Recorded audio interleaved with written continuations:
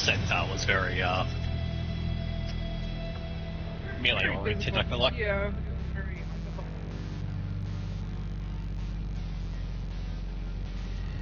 We are live, by the way.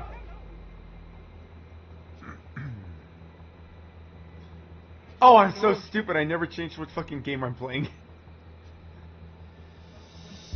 What did you say?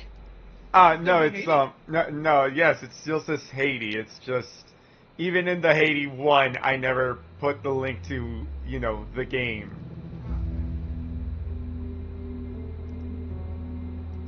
Start page. Copy page URL. Because I made a fucky wucky, oopsie whoopsie, so on and so forth, the boopsie.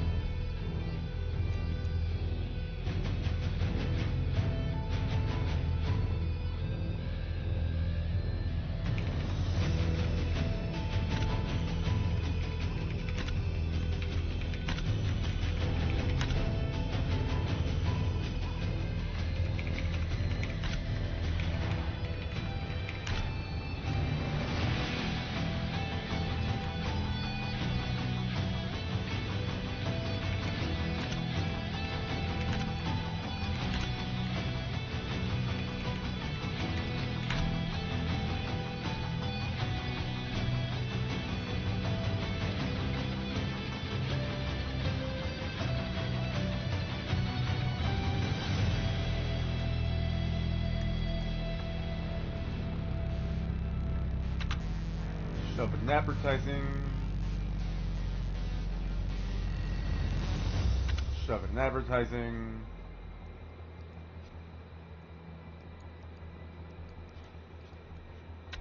I shove it in advertising.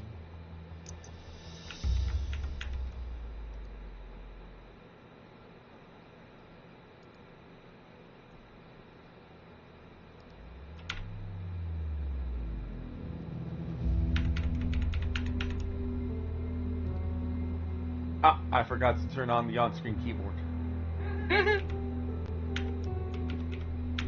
There we go. We are the ready. Yay! Yay. Yay! And much less lag now that it's given my computer time to rest. Oh, hey, now your thing has XP stuff. So I'm guessing it's a YouTube. I think it's a YouTube thing, probably meant to encourage user interaction. Yeah.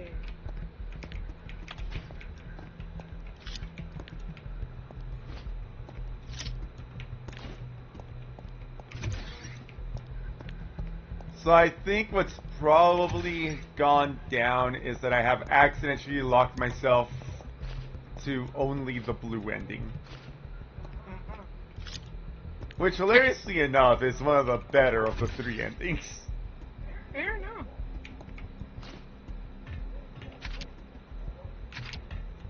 Because, Oh, boo, I don't count.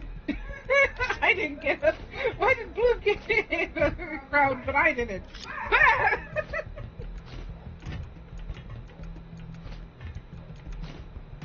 they're gonna be fighting over it. You know what? 10 out of 10.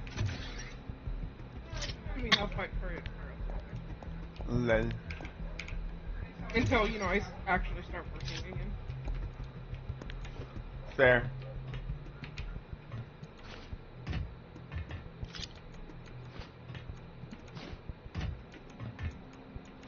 Crown. Ha! It's mine now.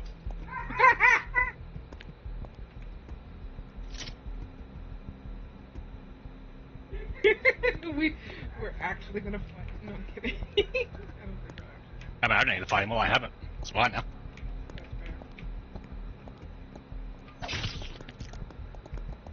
Mother! Okay, Ren. need to live. I lived, bitch. He lived!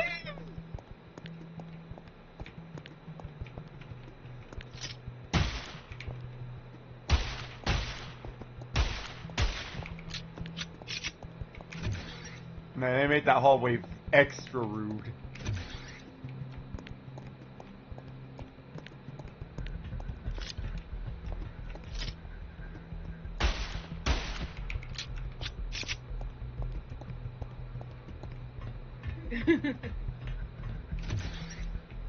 Apparently, Uni was invited to an event today or something.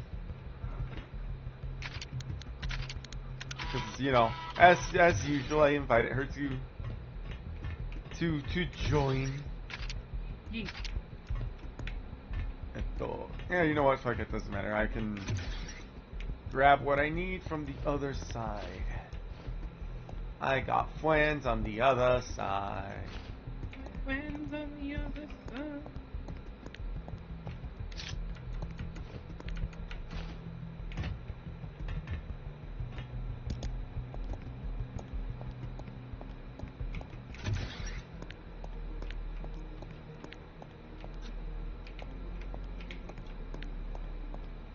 So unless I royally fucked up, I should not be missing anything in particular. Because unfortunately the word is royally fucked up. Mhm.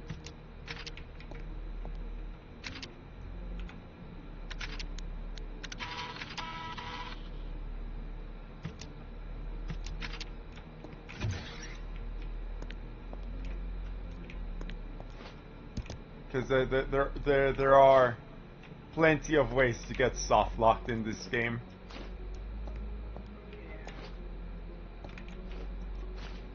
Which again was sort of one of the selling points where it's like, it's hard, fuck you, get good. We beat the fucking Centaur Enhanced Edition today. Oh yeah, just before it rolled over, honestly. Fuck that guy and everything he ever stood for. Oh god, yeah. But god did it feel good when we beat him. When we finally got that W. When we finally got that W. Yay. I'd like to thank the Academy and that raider who died and gave me his weapons. Yeah! Yeah? Honestly, if it wasn't for that one raider, he carried us. He honestly carried us by giving his weapons to our friend Blue.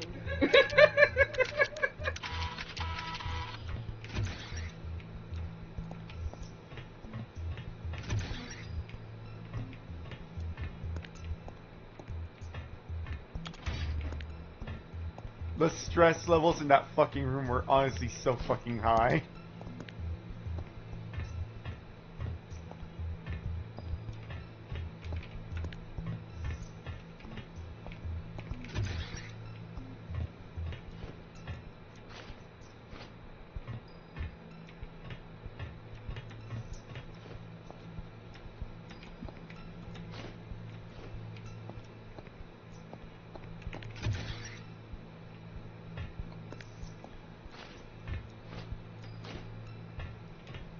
That fucking centaur made me crash out too.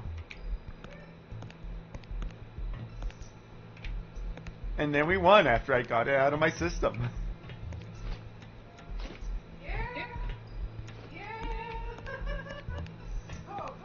Hey, that was rough. Yeah.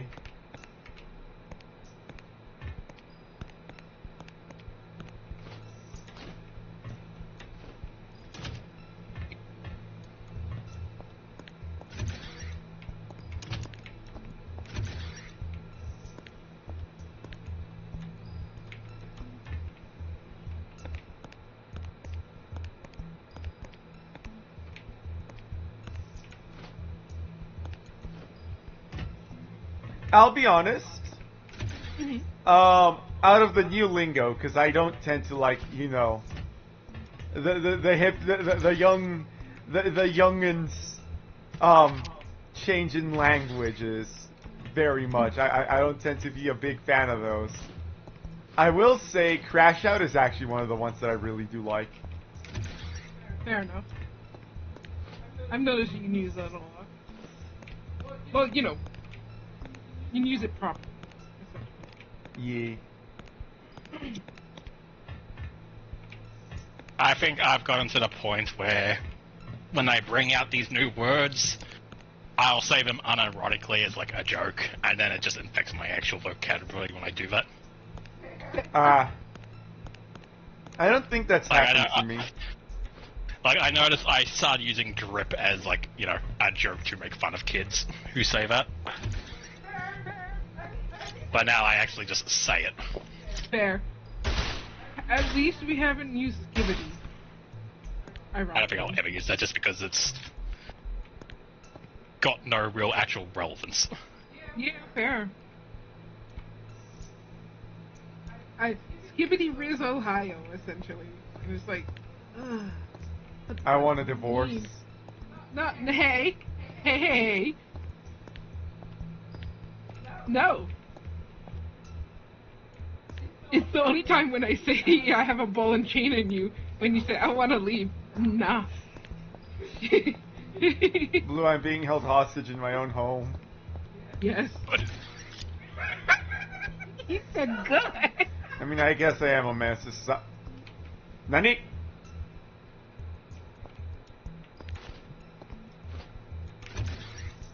I mean, I guess I am a menace to society.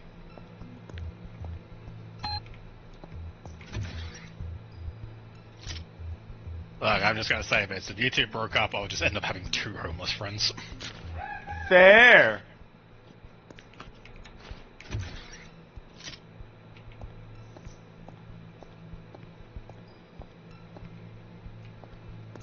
I can't even be angry, he's just speaking the truth.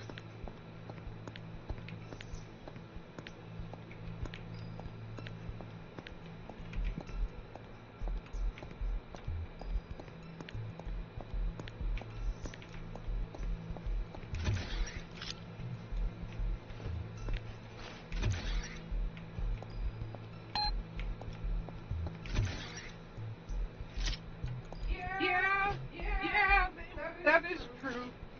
We'll both be homeless in our own little ways.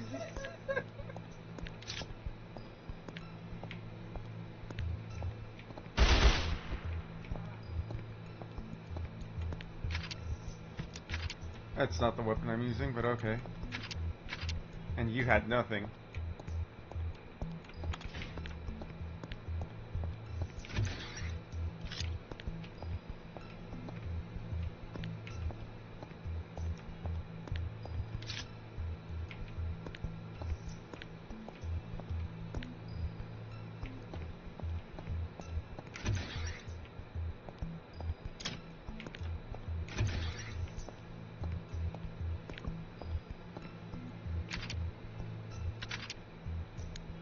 I will say, this is probably the most complicated section this game has to offer.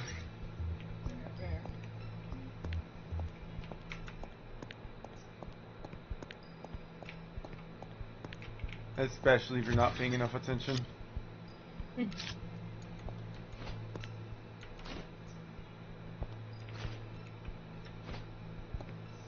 That's blocked off, 1 is blocked off, 3 is blocked off. Heading up towards 6 then.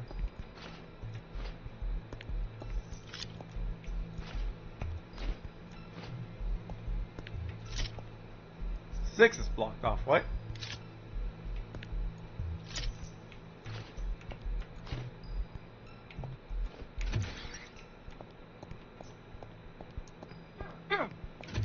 What's up? I realize I can't. Is there any sound happening in the game right now? There should be, yeah. I'm scared on this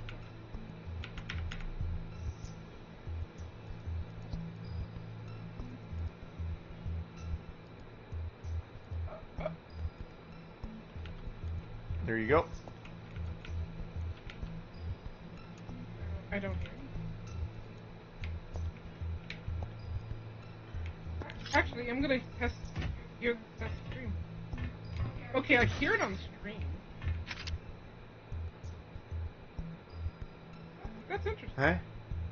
Discord being, it's fine. Nani? Just... Go ahead. Oh, I know what I did. Oh, motherfucker. Did I fuck you up? No, I fucked up. I left the switch in red section.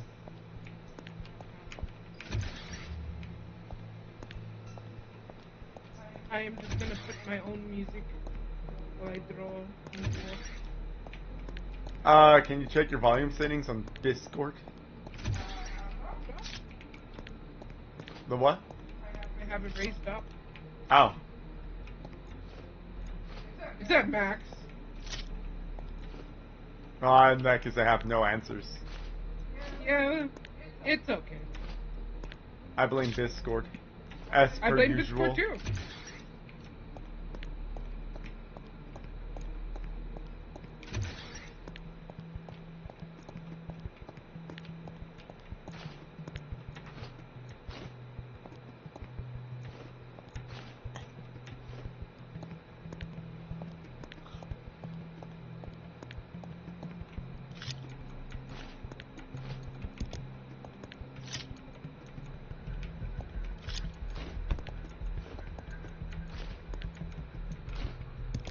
Need my thing.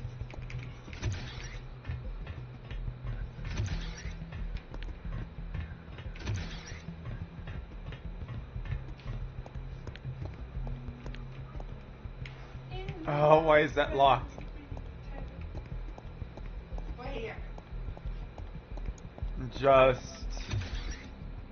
Just having to deal with the game being the game. Fair enough. Oh, what's behind this door? Oh yeah. I'm dumb.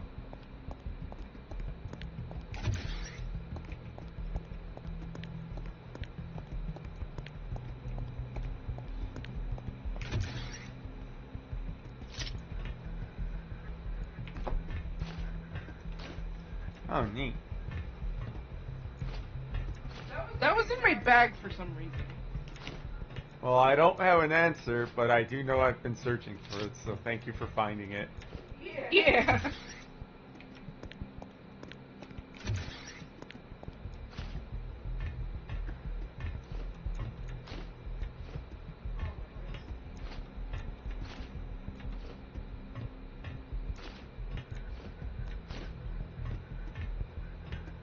What about you, Blue? Is the audio also missing for you? He might have stepped up. Let me unmute you. Ah. Yeah, I can't hear you. You're on Discord. Oh, interesting. It's a Discord problem. Yay, Discord. Yay, Discord. Discord! Discord! Discord. It's called Discord. Like this board, but Discord. You What man. do you call? Humanity, I will eat your fucking babies. Alright, what do we call it? Humans. So what do you call a group of us? Humans. So what is us as a race called? Humanity. That's so dumb. It is dumb. I know that I said I was gonna like do fucking the Digimon web novel readings, and I realized that goes on for a while. Those chapters can get a little long, and unless I'm willing to sit in the pre-show for an hour reading a chapter of Digimon, that's probably not gonna happen. I think that would literally have to be its own thing. Its own thing, yeah.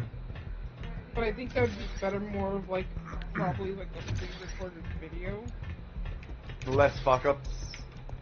I mean, you could get rid of your fuck-ups. Exactly. Less fuck-ups. Although, to be fair, it'll still be just as fucked up and scuffed because you can't get rid of the main fuck-up being me. Hey!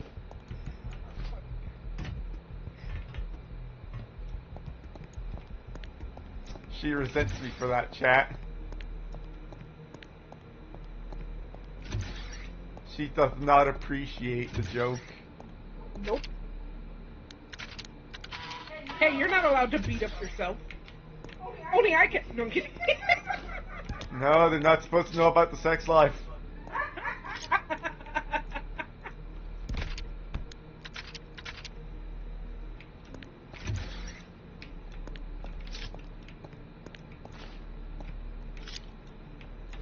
The sex life stays private. My wife hits me during sex.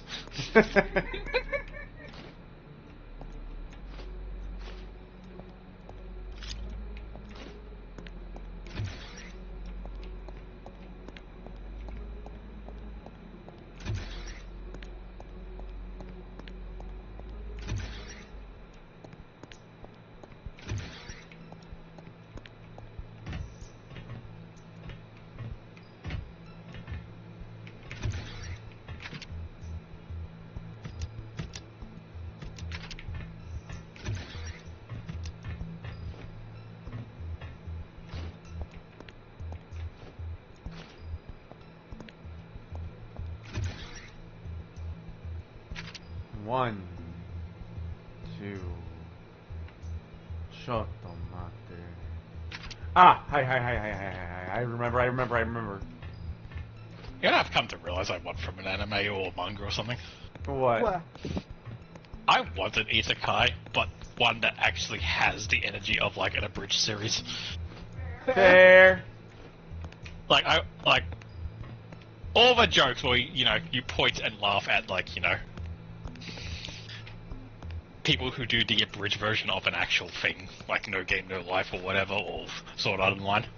Or ReZero. I just want that to be the actual what it actually is at its core. We just have a completely unhinged protagonist who just screams things that the isekai people don't understand. Yeah. I mean, it would honestly just be better. Like, instead of, the main character immediately adopting the culture of whatever world he ends up in and just filling in the shoes of, I'm the hero now. I want them to just be the unhinged lunatic who screams things like, I summon Exodia while fucking killing a guy.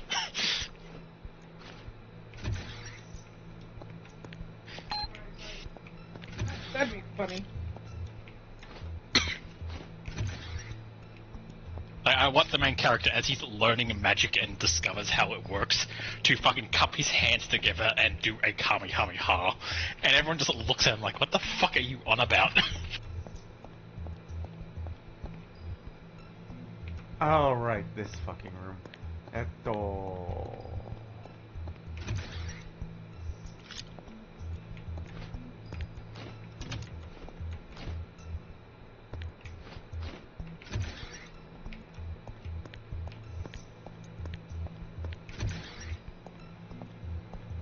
So I agree with the sentiment. It's just that I also understand the amount of hey, can we just borrow this copyright real quick? Oh yeah, it would be so difficult to get it to work, just because of legal reasons. Mm-hmm. But it'd be really funny. It would. No, see, the issue is that for legal reasons, it doesn't happen. Which, again, the law getting in the way of fun things happening. Who's fucking surprised? Right. But it would be the most accurate isekai in existence. To just have someone interact with the new world, making references of this world where they are appropriate. The closest thing I think exists is Konosuba, just because there's literally a village of, weebs that were built up by other people who were isekai'd, and, the power of the katana flows through me. Right. That is the closest I feel like we're going to get, sadly, because of legal reasons. Yep. But I do just want a main character who is chronically online, essentially, and because of that, when they become isekai'd, they're still in that mindset, and they will say shit, even if they know that no one around them will get it. Yeah. Like, I want the jackass who fucking is trying to help solve a murder, and the fucking elf character is like, the baker's acting suspicious, and then the main character just laughs and says, Among Us. Like, as cringe as it is, I want that character to exist. I mean, to be fair, I would also like that character to just be like, "Ah, I'm glad you noticed too, dear Watson." Who the fuck is Watson? Right? Oh. Oh, this is not the room I thought it was.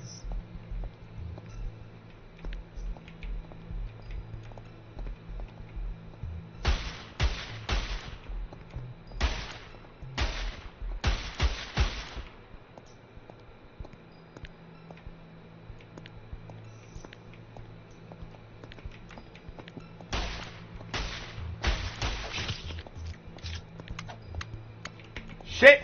Also, I kind of want a more realistic main character who, you know, doesn't have weird trivia for some reason in their brain about how obscure things work, where it's like, man, I really want some ice cream, so they go and make it. It's like, how do they know how to make ice cream? Right? I want the main character to be like, man, I want some ice cream, and people are like, what's ice cream? Can you make it? It's like, no. I don't have that think it has knowledge. I think it has something to do with milk and freezing it, but I'm not sure. Right. So hilariously enough, I would be capable of telling people how to make ice cream, because I do actually know how to make ice cream. The issue is I don't know how to get, like, cream out of milk. Like there are parts where I'm like, yeah, I know how to make ice cream. First, we need cream. How do you get cream? I don't know. There's something about churning it, I think. Alright, how do you do that? You put in like a barrel and hit it with a stick. So that's actually one of the ways to churn it, but the other method is you spin it. Yeah, no, like I said, this is what I want the main character to do, though. Like, I don't mind them having, like, you know, some idea of how the world works, but there are so many main characters who just know how to do everything step by step. Like they have Google in their back pocket. I think one of the ones It's that like- I was enjoying, right? Because it was cute and all that stuff. But it really is just, why does the main character know this? Like, what? It's fucking, I was enjoying a sentence of a bookworm. Yes. Why does she know how to make paper? It's because she read so many fucking books, Ren. So she wants to learn how to make, or she wants to make a book. That's the whole point. Right.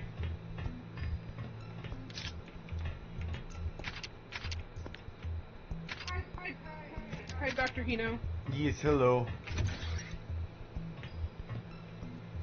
Welcome to Unhinged Anime Rant Hour. Yep. Like, I really much enjoyed the first half of Dr. Stone, but the fact he knew literally how to make everything from scratch is like, this is fucking insane. Shut the fuck up. Get out of here. Like, if it was all just science, like, you know, how to make steel, how to fucking, like, people know that, like, people, like, I know shit like that, so I was okay with it. But then the fact he knew how to make, like, an actual fucking, like, cruise line ship through, like, the every detail of where every bolt goes, it's like, how do you know that? Right? How do you just have the blueprints of like, you know, a cruise line fucking ship that's powered by, you know, modern technology saved in your mind somewhere? Right? Like, here's the other thing. Because it is also important. It's not only how do you have that fucking information locked up in your fucking brain, but also just... Are you gonna tell me that this one nerd who really wanted to go out into space really cared enough to learn how to make ramen from scratch. Right.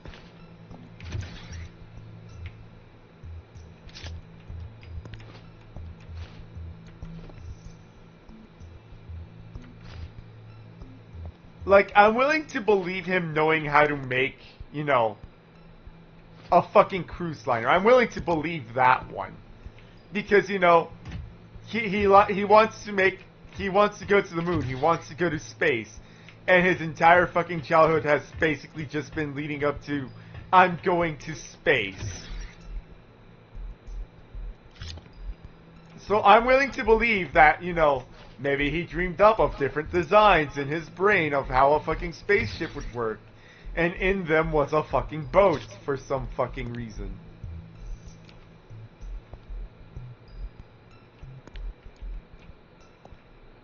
The reason why I didn't bring up him just knowing how to make food was there's literally a plot point where they try to make bread and fail miserably.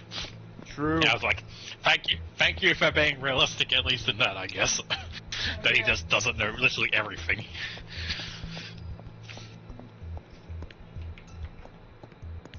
But you know, then we also got to the point where he's like, alright, to rebuild the Earth, we need to build cities in these 6 locations to master fucking, like, the main resources in that area.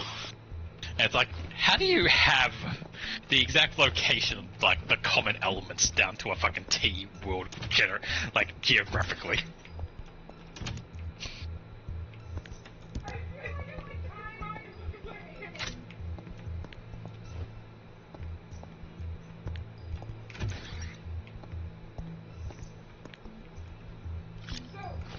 What I said is, I feel like in the time that, you know, he was asleep, it would have changed. Yeah. Yeah. Like, his whole thing, like, we need to go to America first because it has corn and that'll make it the easiest thing that we can feed people to keep them alive. So we can mass produce it. It's like, how do you know corn's still there? Not only that, because it is worthy of mention, but one of the, like, early on plot points is that his sextant wasn't working because the degree of the angle of the Earth had changed. And he was very, very annoyed at the fact that the sextant wasn't working until he realized, oh yeah, the Earth fucking does wobble, and it would eventually wobble out of the alignment that we're used to. That would have massive implications on the climate. Yeah. Like, him being like, we need to go here for food, it's like, America probably may not look the way it does if the Earth has changed. Right? Was it Slightly. like a million years? That was like 1,000, I think. Okay, fair enough. It was Either still a way. ridiculously large number. Yeah. Yeah. Like, it wasn't like, you know, absurd, but it was like, you know... It would be enough time, though, that, you know... I feel like most things would have changed. Yeah. Another thing to note is, hey, it's Senku. Cool, cool. He doesn't socialize very well. You did a very awful job at portraying that. Yeah. Like, you literally introduced a character whose whole role was to socialize and be good with people. And yet people still just ended up liking Senku more anyway. Yeah. Like, you literally gave him a right hand, like, you know, haha, I used to be a magician back in the day. Which is very funny, and Gene is my favorite character. Gen is my favorite character. Gen, that's it, yep. But it's like, his whole thing was meant to be the socializer because Senku can't do that because he's meant to be a nerd. And yet every time they went and interacted with people, like, he might make the introduction, but then Senku basically takes over the conversation from that point on, and everyone's just like, I like this guy. Yeah. Alright.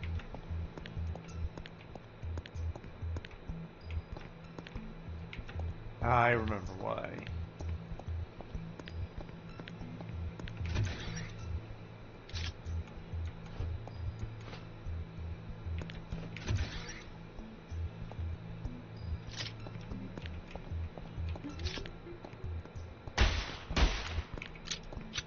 Oh, foxtrots.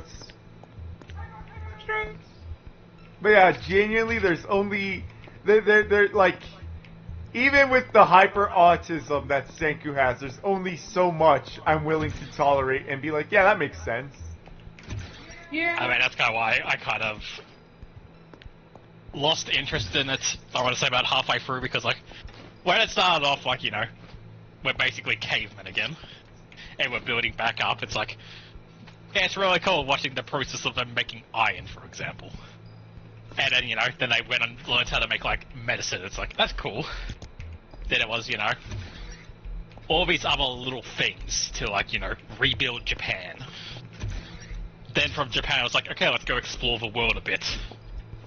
And then the second they got on the ship and left the fucking island, the speed run from, like, you know, a few episodes ago they had just made steel, to suddenly be like, alright, we've got a rocket ship, let's go to the moon.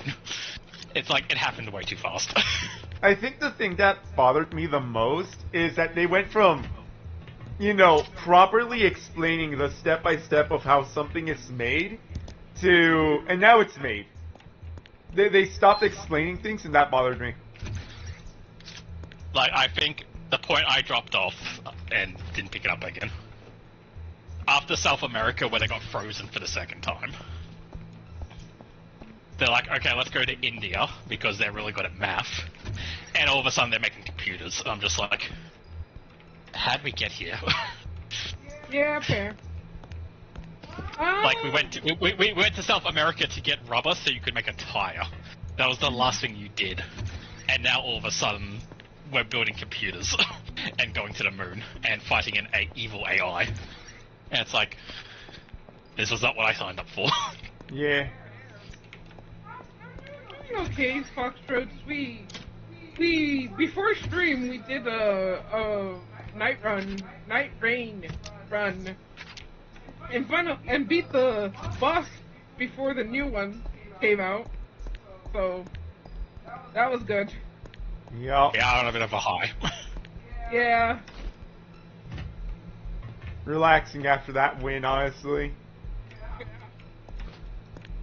Because I had genuinely, I exploded on that motherfucker. I was so angry.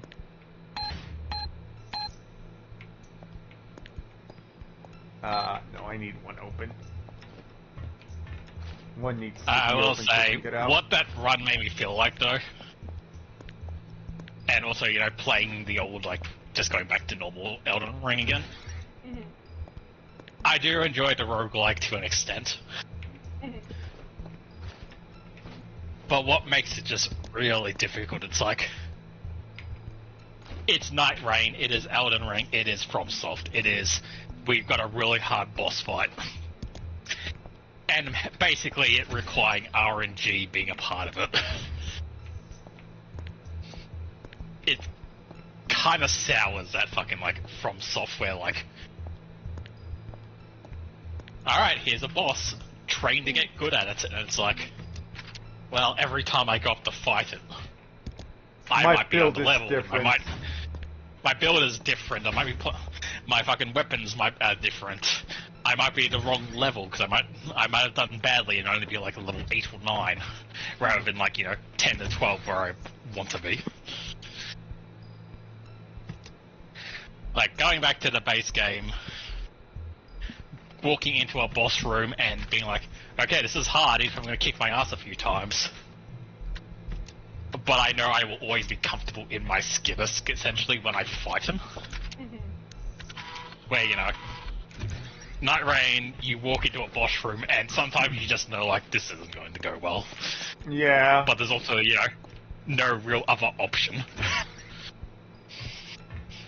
It is, I guess I'll go suffer and then lose and then try again. Rather than, you know, anything I can actually do to fix that situation, because there's no restart button or anything like that. There is also no umming and erring about what you want your equipment to be. You fucking, you grab it at a glance and fucking find out if you fucked up later. Yeah.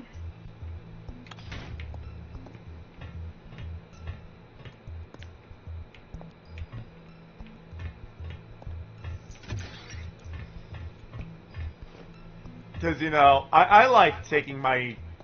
Like, I like playing the recluse, and I have aired my grievances, I think, that her big cocktails, like... I'm okay with her medium cocktails not having iframes, but when it's her big cocktails, where I can just be smacked out of casting the spell, but it still consumes my fucking spells, that bothers me. Yeah. It was difficult, Foxtrot, but we managed to pull We through. persevered. Yeah, we persevered. They finally gave us a run where everyone got what they really wanted, essentially, is the best way to put it. Like, we had the equipment, we all had the equipment we wanted, we got the buffs we wanted. I feel like I didn't hear anyone complain about, like, even, like, the passives most of. I didn't hear everyone be like, they're only giving me FP and nothing else, this sucks. Yeah, that happens a lot when we're fucking playing Unga Bungas. It's like, oh yeah, half more FP, half more FP, half more FP. It's like, I'm not playing an FP character. Yeah. So what I was gonna say is something that I think that might have actually helped us out a little bit is the rotting woods, funny enough. Yeah. Yeah.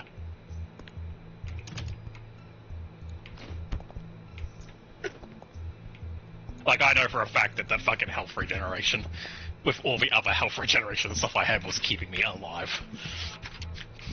You did have Where a lot he of literally health did regen. he did his actual ultimate, blended me with every attack, failed to dodge every single one, and at the very end of it, after he finishes the whole combo, I still get up because I have like a twinkle of HP left. Yeah. And then he fell over dead with poison. Yeah, poison and rot. It was mainly the... Honestly, rot was the big win. I feel like both were pulling their weight. Yeah. Like, obviously rot does more damage, but the fact he just had both. Yeah. It was melting the And, you know, top. he would occasionally proc with, like, frostbite, but then you would remove the frostbite, allowing me to immediately apply it again. Like, we just had a lot going on. That was like, this is going well.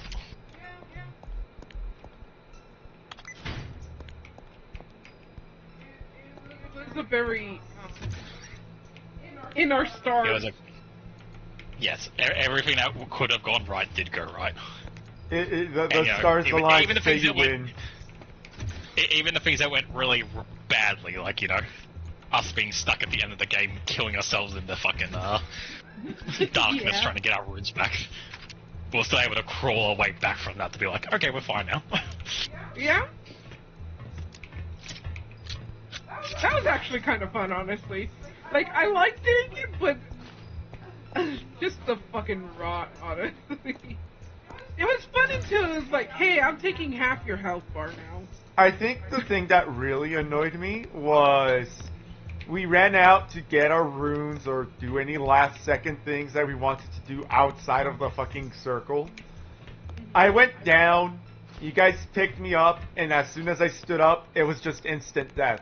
And I even did the Executioner's Beast transformation, so you know, extra health plus full health, and even that was instant death.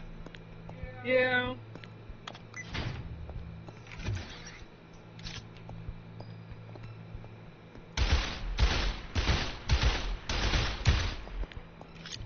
It does reset to a certain degree, but I think you have to go down for it to reset.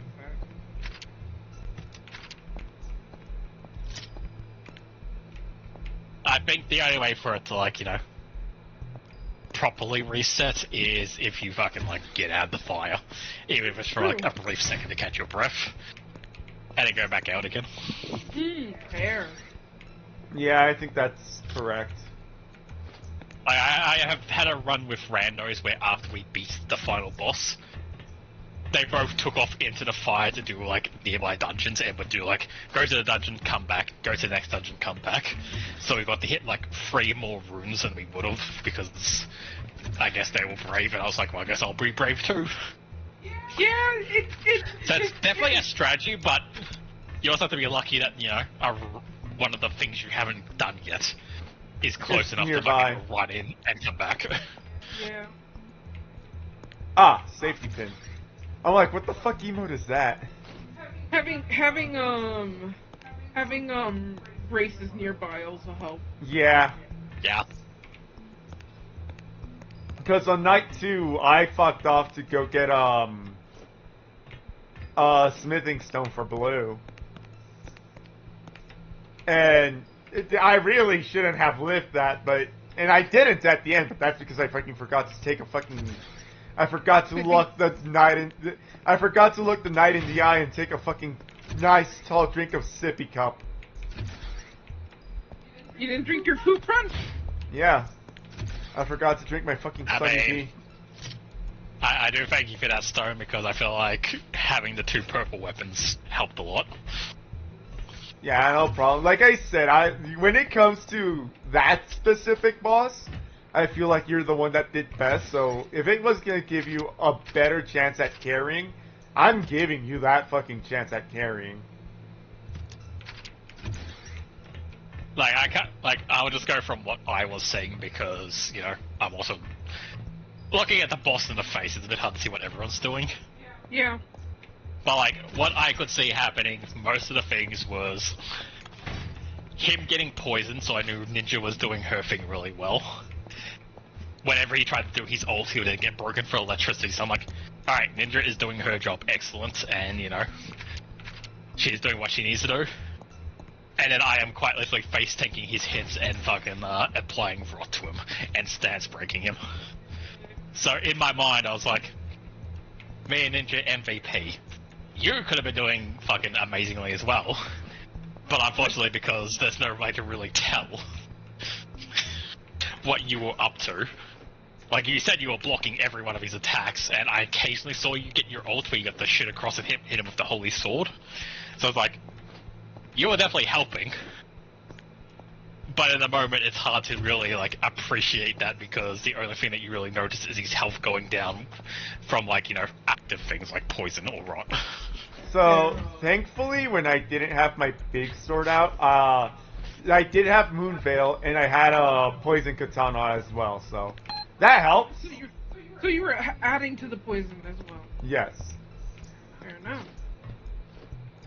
And I know Moon Veil is magic damage, which is technically not resisted by many bosses, which is nice. I think the only one who resists this is the bugs, aren't they? I think it's only the moth specifically.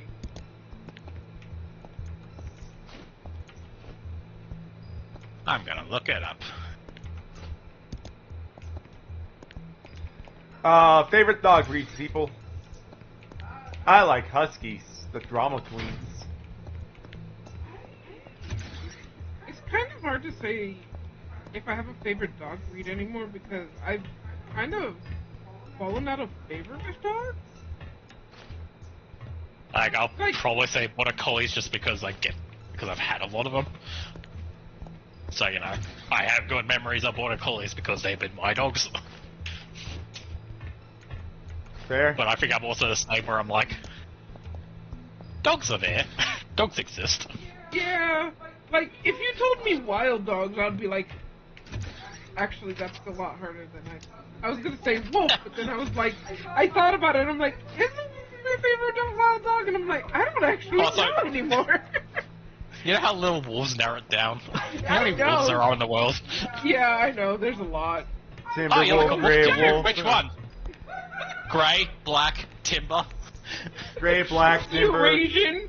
Eurasian. Maine. I know it's not an actual wolf, but still. The leggy boys. Yeah. Dire. It's like a wolf, but dire. Australian shepherds. Those are very pretty.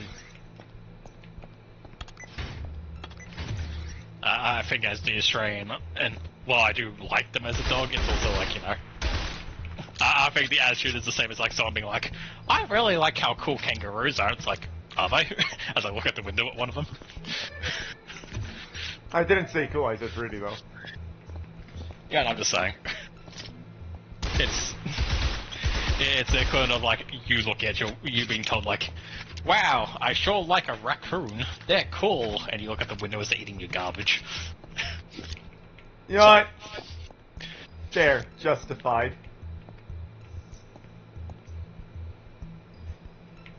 It's like such a common thing that it's like you don't have that like, oh, it's so cool and rare.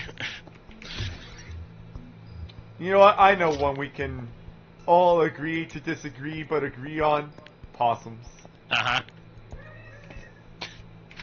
We've all seen Which- both American and Australian possums, and Australian possums are adorable, and then there's the American fucking nightmare fuel. Let's see. Gladius has no magic things, so magic just works on him. There. What do you call it? I was gonna say, American possums are fine at a certain angle. I think it depends how feral they look. Yeah.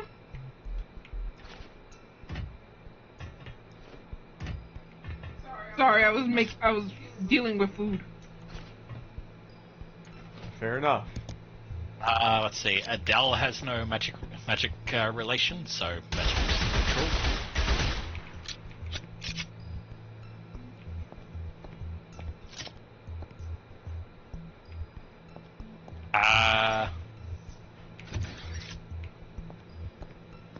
Noster, so the moth and scorpion. The moth has 50% magic resistance, and the scorpion boy has 10%. So both are actually kind of resistant to it by the looks of it, especially the moth. Sort of correct. Sort of. I want to go okay. for 3. Maris, the fucking jellyfish, he has 30% magic resistance. Okay, never mind. I thought he was also not resistant to it, but I guess so. Libra has 20% magic resistance. Fuck that guy. I didn't think he did. Volga has nothing, so magic works on him fine. Oh, Caligor, the ice dragon, has 30%, so Yeah. he's also fucking pretty. Unfortunately, You know, that makes sense. with ice being considered just base magic, that makes sense. Then Heliostar has no relation with magic. So what I'm looking at and what I'm seeing is the FromSoft needs to make something that's weak to magic to give Recluse a boss that she excels at. Honestly, Recluse can be hella damage or, just support. He's mostly... Here's my thing about Recluse. This is a game mostly about speed. So if you're going to be a slow character like the Recluse or the Raider or the Guardian... Or, I'm I'm gonna say the Executioner too. I'm gonna say the Executioner gets involved in that simply because his gameplay style is so much demanding that you have the patience to stare at your enemy as they take 3 years to decide whether they're gonna attack you or not. It's true. But yeah, like, if you're going to be a slow character like those guys, you kind of want the bulk for it, and the Recluse does not. She is a slow character, and if you sneeze on her, she dies. She is a magician, so that unfortunately comes with the territory. I mean, technically Radahn's also a magician. Fair! Look, I'm going to look FromSoft in the eyes and still glare at them at the fact that they're like, so for Night Rain, we're going to let you play a Crucible Knight. And he's going to be a samurai. Oh.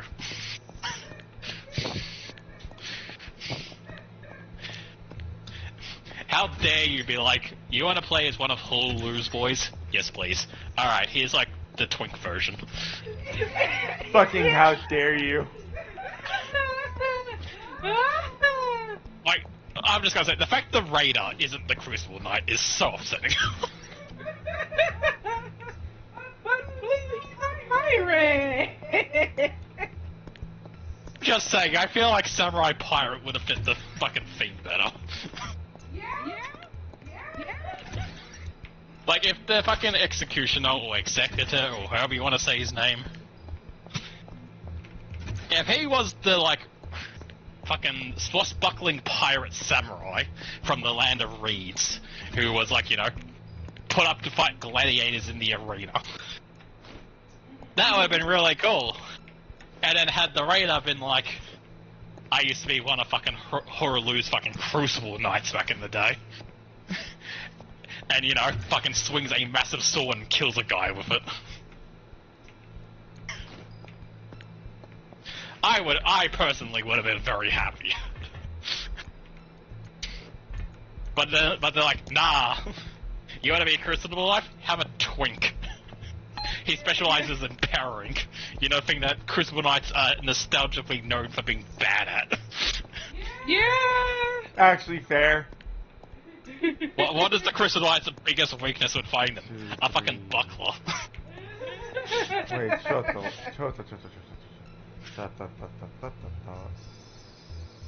Six? Honestly, No, not six. you could have told me even like Guardian was a Crucible Knight because it's like, okay, he has a big heavy shield and a spear. He's a combination of both Crucible Knights we know of. Yeah? I mean, the thing about the Guardian is that he kind of has, like, yes, it's the first time we've seen an actual bird person, but they existed back in the lore of, like, base Elden Ring, where you had Horalu attacking the Storm Lords, and then after their defeat, decide to take in their fucking, like, combat on how they fought, and therefore master wind in the way they do, and that's why, you know, he fucking stops the ground and now there's, like, tornadoes and stuff. Yeah. Because he was so impressed on how they fought. Like, they finally filled in that gap of the lore of, like, who were the Storm Lords? Are they? Were these bird people? Yeah. So, you know, the Guardian being a big fucking guy for shield and fucking spear, and Horalu seeing that and being like, okay, that's what me and my guys are gonna be like now. And then that's what they became. Yeah. It's like, that's cool to see. We finally got the lore fucking, like, connections now. Yeah. But, you know, I'm just still upset that they're like, hey, the Crucible Knights, some of the coolest guys in the lore. We're gonna put one in as a Nightfarer and you get to play as it. Oh boy, what is it? It's a dex build with a fucking katana. How dare you? He's also like, no, he's not even like half the size of an actual Crucible Knight as well. Also, in his story, we're actually going to have like a flashback to him back in the day, and he is going to be in the giant Crucible armor. And you're just like, what the fuck? How dare you?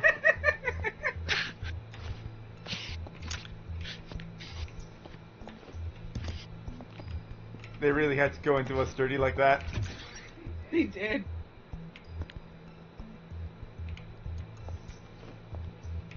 Like, I'm not saying these classes shouldn't have existed, I'm just saying, aesthetically, one of them fit that aesthetic better, and the other one I feel like would also fit the aesthetic of, like, you know, the land of Reed, katana-wielding fucking pirate. Right? Like, that would be a really cool character to play, also, just like, this pirate guy from fucking Japan land. I still find it funny that you could technically see the executioner's face a little bit. Like, honestly, I thought his mask covered his entire face. But you can So see did the I, until literally when I finished his story. There's a part where he's like looking at the round table and looks up at the Erdtrees hologram thing. And it was the first time where it actually zoomed in on his face enough for me to be like, oh, you can actually see his face.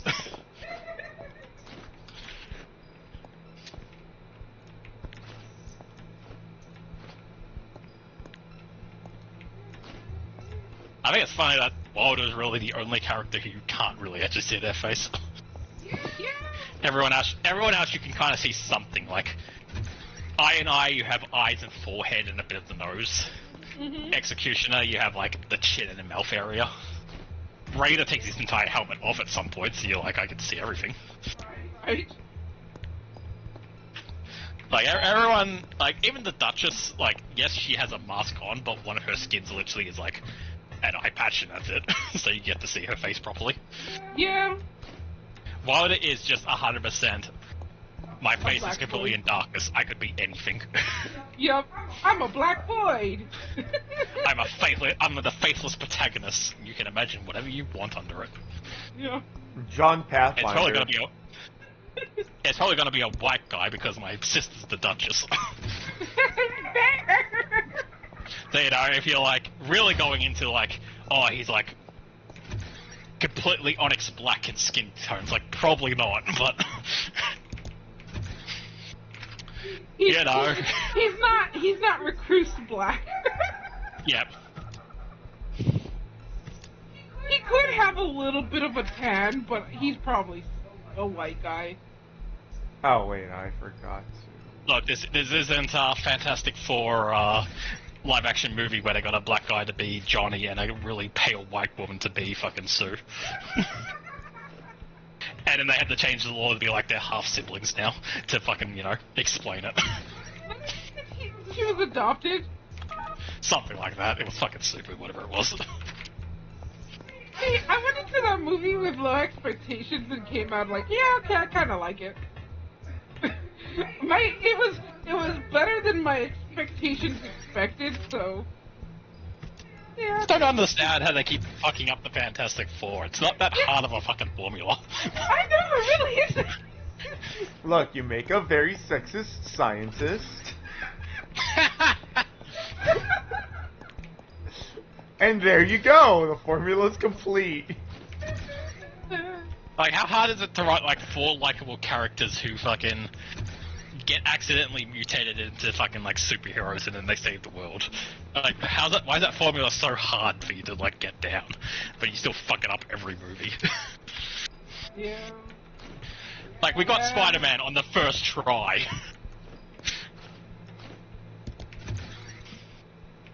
Like, that you showed up and you're like, we're gonna have this movie, it's gonna star Tobey Maguire, and it's gonna be Spider-Man, and you just nail it right off the bat, and it's the best fucking movie of all time. And you're just like, fucking how? Ooh. And then you're like, alright, we're gonna get this ex-drug fiend to be Iron Man. And you fucking smash it out of the ballpark. To the point where you make an entire franchise based on it.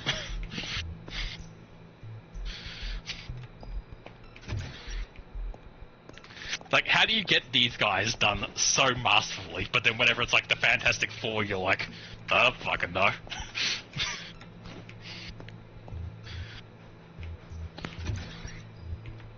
We're gonna do Fantastic Four. Oh boy. Do you know anything about the Fantastic Four? What's a Doctor Doom?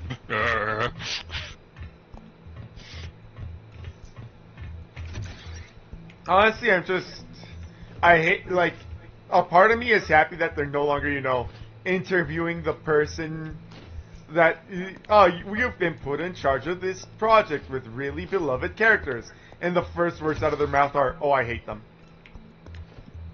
Because the amount of times that happened was astoundingly high. Oh, I'm stupid. I did grab it. It's almost like when you make a movie and you get someone who hates the franchise, it's going to come out bad. Where if you get someone who's passionate about the franchise, it's going to come out good. I can't believe, you know, that was even a question that we had to ask ourselves at some point. Right.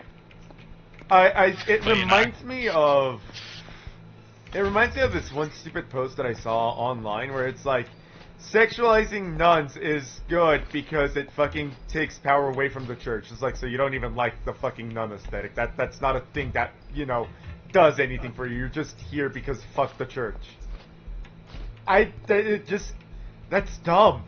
If you're gonna be sexualizing nuns, at least find the penguin outfit hot.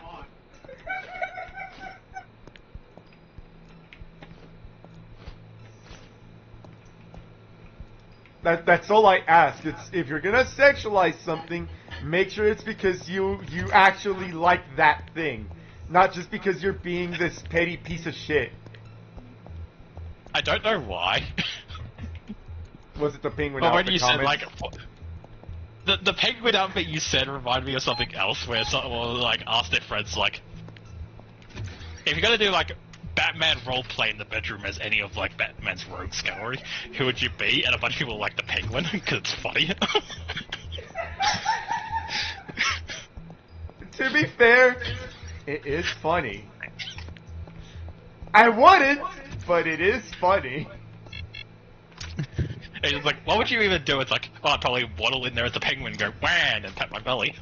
Like, it also depends which version of the Penguin would you do. I mean, if you're gonna do it right, like you gotta do like, you know, an actual sexy thing. You do the younger Penguin where he has the umbrella with all the gadgets in it, and you know, obviously the fucking umbrella can be like a sex toy or something.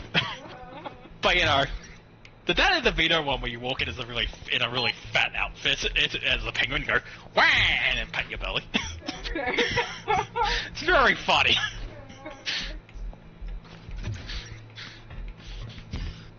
Something you would think would be funny, but I feel like I'm not smart enough for it, would be the Riddler. Oh, sweet. All those sexy The Riddler windows. Look, the Riddler is just a guy in a green suit, so you know, if that's your aesthetic, you're gonna fucking like love it. But I also feel like if they walk in and give you an actual riddle, it would ruin the mood if you actually tried to solve it. Like you walk in and you're like, what? Like you walk in, it's like, you walk in and you're like, what has a tongue and a soul but is not alive? And your partner then sits up and actually tries to like solve it and just ignores you for the rest of the night because they can't get it. It's called a shoe.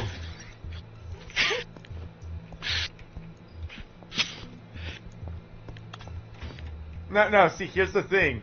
Here's how you make the Riddler work. All of the riddles are surrounding cunnilingus. And eventually, your partner loses the game because they cannot answer the riddles with the, you know, mouth full of private parts. I like how I was gonna take it is like, you get the key to my chastity belt if you solve my riddle, and then they can't solve the riddle. You fucked.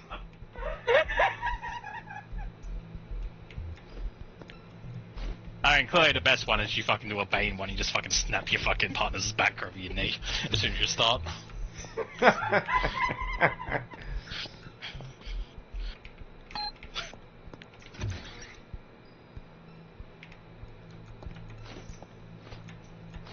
I know, speak calendar man. El juego de Haydee, no sé cómo describir la historia porque más o menos como que no tiene historia, se trata más de resolver los... How the fuck do I say puzzles in Spanish? Esco, taco, burrito, senor. Fair enough.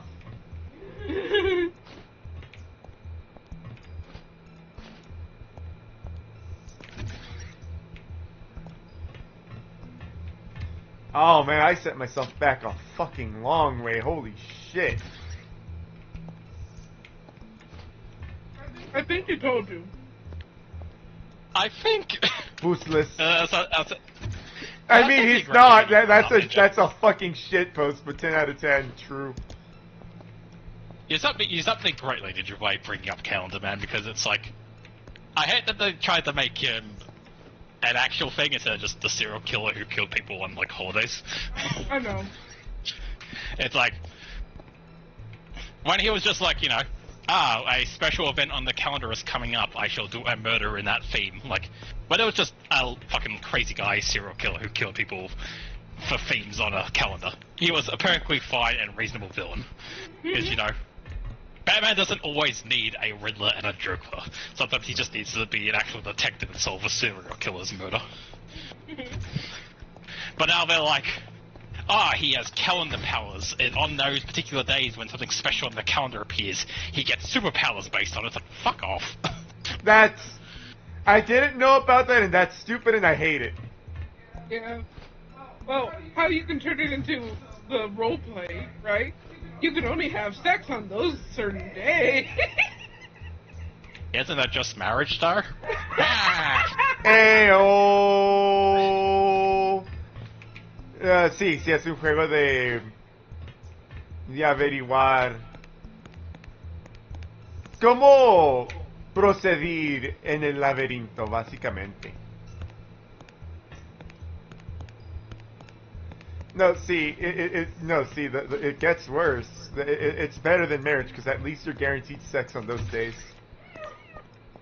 With marriage, the sex is not guaranteed. They tell you we'll have sex on this day, and then that day will roll over and you'll both have forgotten.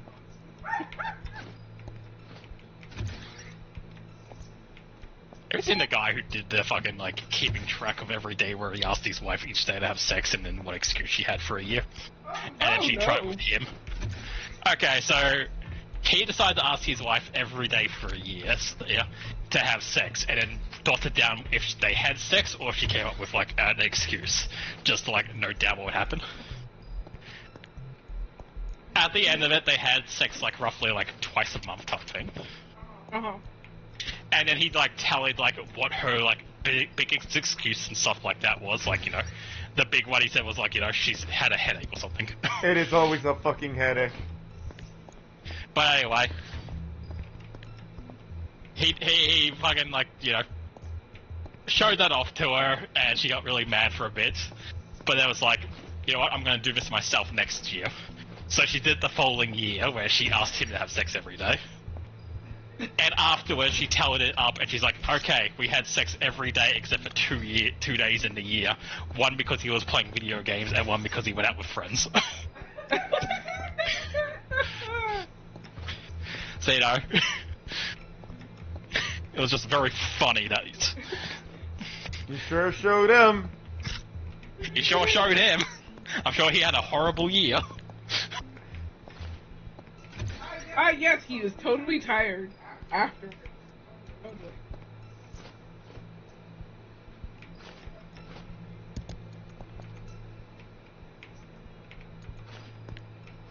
Yeah. Yeah. Huh. I just realized something funny. If I ever do actually get a sponsor, I have a nice empty. I have a nice amount of dead space between, you know, the input show offer and us, where I can just put the sponsor down there. Fair enough.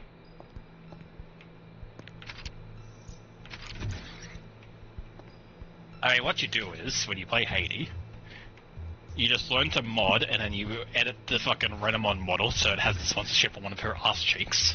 So that way, every time she, like, pulls herself up, the sponsorship is just in pure view, as it gets, like, you know, the biggest promotion. True. Yep. I'm gonna hand you your phone, Ren, because it's fully charged and I need to charge mine.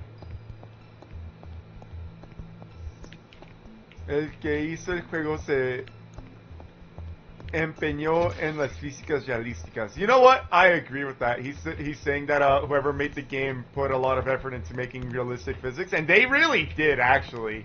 Them boobs have some good jiggle. Because, like, it is one thing if it is, you know, just the character model and that was the coder.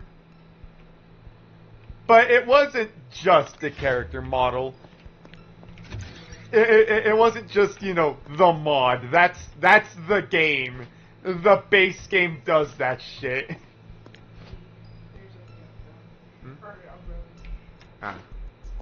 BRB. I have been called. Have some ass. There you go.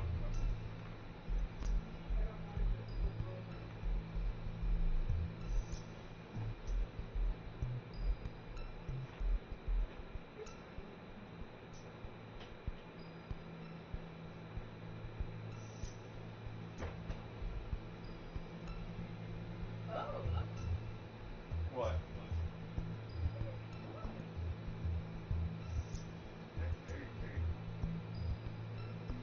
Take that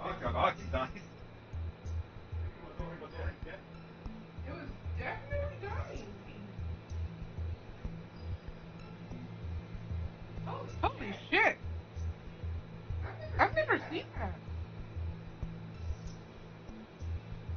That is like blue.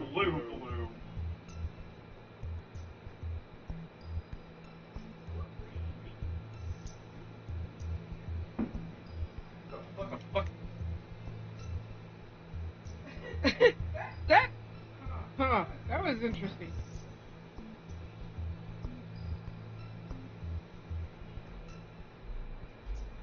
I have returned.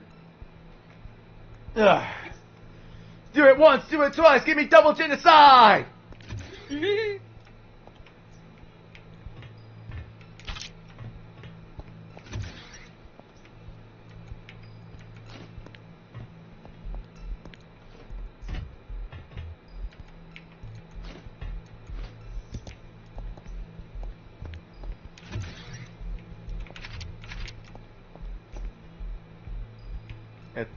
Hi.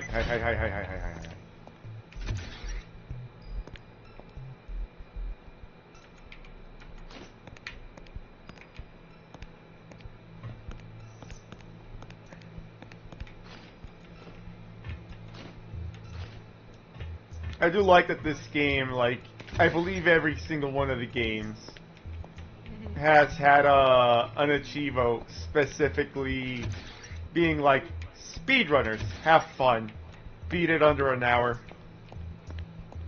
And I'm like, I'm not a speedrunner, I've already taken 3 fucking hours on this.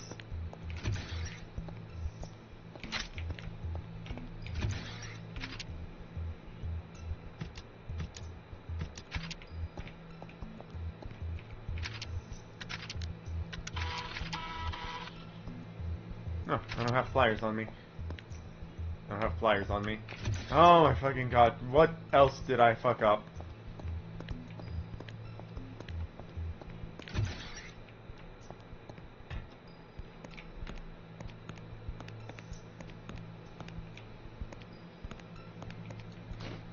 Con esas físicas una hora más. The Lazarus Pit is a hot... That's true! The Lazarus Pit is indeed a hot tub.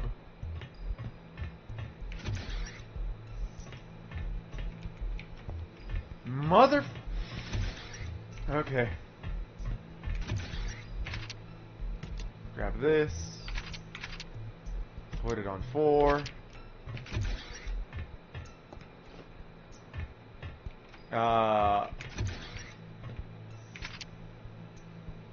Put gun and ammo away just in case. Put keycard away.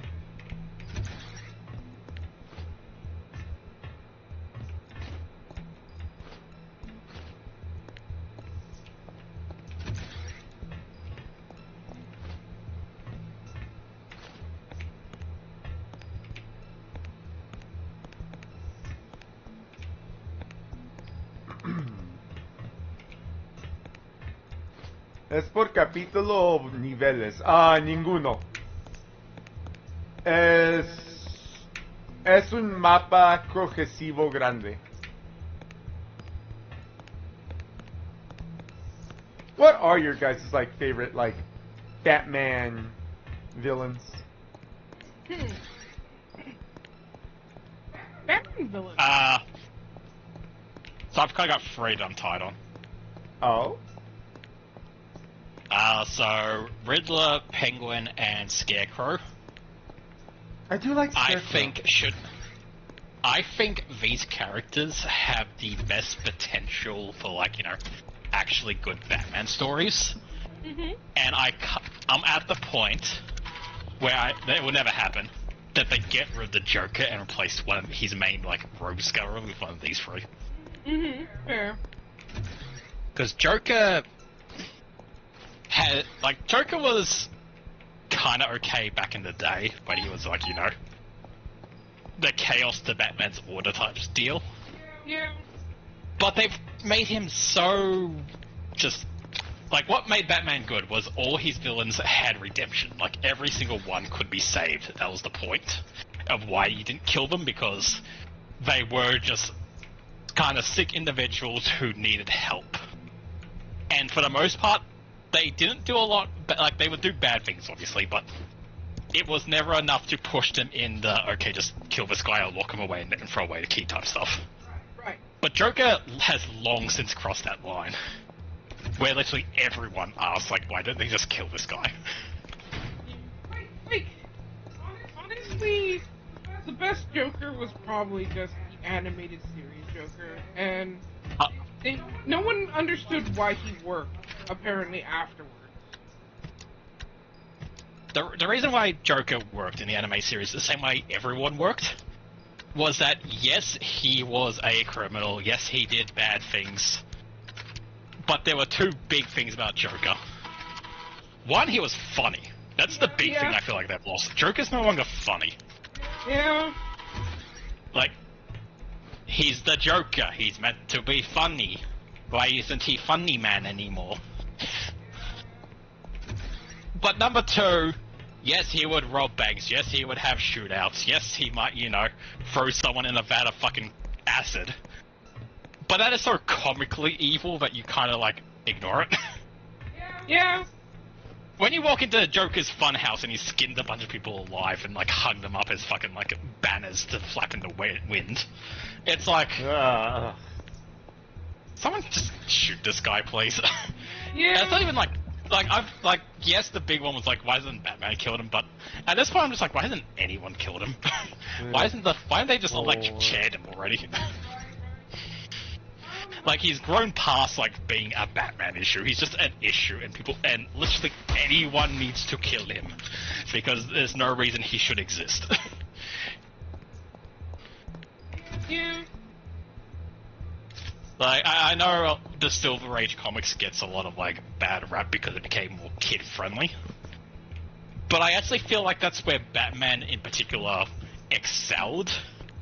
When you had that more kid-friendly villain-esque. Because it allowed to theme into those redemption arcs. Like, if we go over to, like, Superman, for example, the reason why I feel like people point out he doesn't really have a rogues gallery other than, like, the big name characters like Lex Luthor. Mm-hmm. But that's because Superman isn't afraid that if he actually needs to, he can just fucking punch a guy and kill him if he needs to. Yeah. If something is...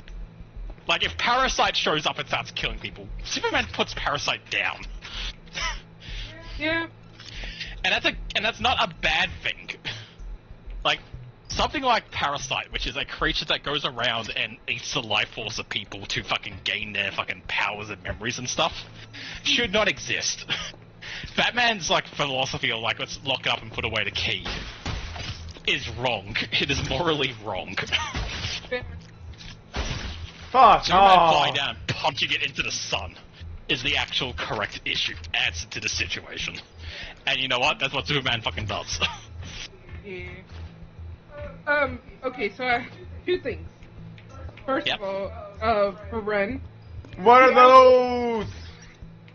It depends on what he was actually asking. Yeah. And second of all, when you say Batman villains, is it just restricted to Bruce Wayne Batman, or can we do,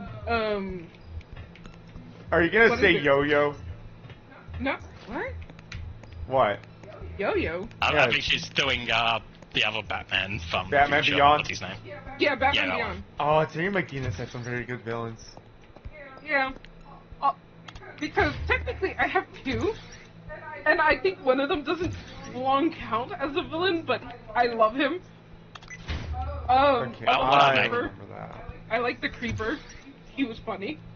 I loved him. And especially... Technically, he's not actually a Batman villain, he's fucking crossover. Oh, really? I didn't know that. Creeper's his own thing. I forget what franchise he's from. I don't think he's actually... Hero. I know he's an I don't think he's actually DC is the thing, is what I'm trying to get at. I think he's actually a crossover character from something else. I didn't know that. I'm gonna look it up.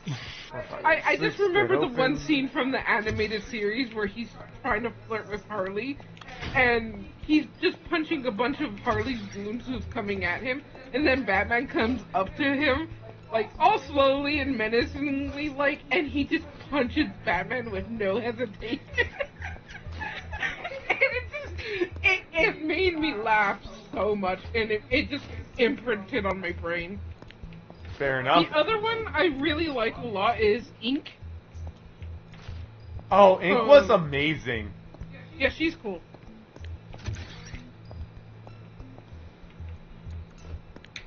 I'm trying to remember some other Batman Beyond villains, because I really like Batman Beyond. It was really cool. There was the Hunter. I don't remember what his actual name was, but he was the guy who fucking showed up explicitly because he's like, oh, the Bat is like top tier prey. I'm gonna fucking kill that guy. Are you talking about the assassin lady? No, it was a dude. It was a dude who showed up fucking like in tribal wear. See, my point Okay, is going to create okay. enough. Go ahead. Sorry. So Creeper is a DC character, but he's not originally a Batman villain. He's actually a Flash villain. Oh, he's an actual villain though. So he started off as a Flash villain, but then since became his own superhero and got his own comic series. Apparently these days he, depending on the writer, is either an anti-hero or a villain, depending who writes for him. But yeah, so he wasn't originally a Batman villain. He has done a few Batman comics, because, you know, everyone does fucking crossovers. Mm-hmm. But he was originally a Flash villain who then became his own thing afterwards. Ah. Fair enough. So the one you're talking about. So I don't know who you're actually talking about, but all I get straight to mind is Kraven the Hunter. Maybe? Spider-Man. Yeah, that's Spider-Man. No. Who are you thinking about, Red? It was this one guy who showed up to the fucking... He actually showed up to hunt Bruce Wayne, but he got Terry McGinnis in the end, and then he fucking kidnapped Terry's brother because he still wanted to hunt. Oh, shit, I'm trying to remember. Stalker. Yeah, that's his name. He was interesting too. I like the guy who was deaf. He could only hear when he had the suit on. Oh yeah, that piece of shit. I mean, he did it to himself, but He really did. You know what I think was the funniest plot point in Batman Beyond is because of how the world is these days? Uh-huh. There's an episode where people were getting these, like, temporary injection cosmetics where you would inject yourself and it'll give you, like, animal traits like cat eyes and stuff. Yeah. And just because of how the world works and who lives in it these days, I'm like, that would work in real life. Yeah. Or the one line. Go ahead. Like, I find it funny because the whole point was, like, to rob a bank or some bullshit, but it's like, the guy in charge of this did not need to, rob a bank to make money or whatever his, like, grand goal was. He could have just kept selling the product and made billions. Yeah. Yeah. Like, in real life, if some guy shows up, it's like, we have the furry DNA. People would do it, not just because they're furry, but they did it for, like, cosplay reasons. Like, I'm going as Catman, injects himself to have cat eyes for the day. Was he also indoctrinating them to some kind of cult, or was that a different? Something like that, I can't remember.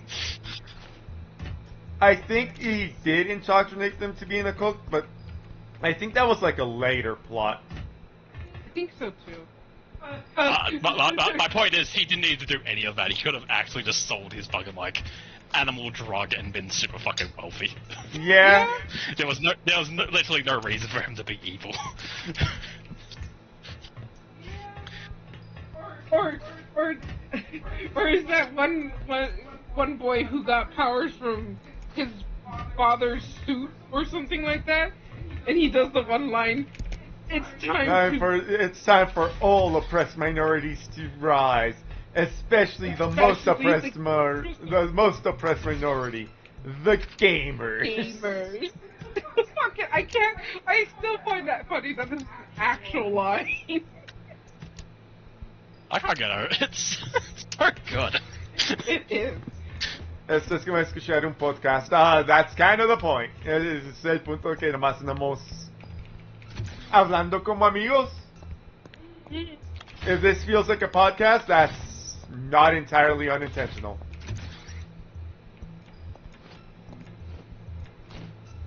Look, you have a group of people sitting around talking. It's always going to end up sounding like a podcast. Yeah. That's what a podcast is. It's people just sitting around talking. Like, I know the whole, like, interview stuff has kind of taken over what podcast world is these days, but that's kind of a new thing. Most podcasts were just people sitting around talking. Someone would come up with a random topic, the other two would fucking shoot the shit about it, and then the fucking other person would be like, oh shit, I remember that now! Yeah. I remember when they introduced Zeta into Batman Beyond, and then Zeta got his own show.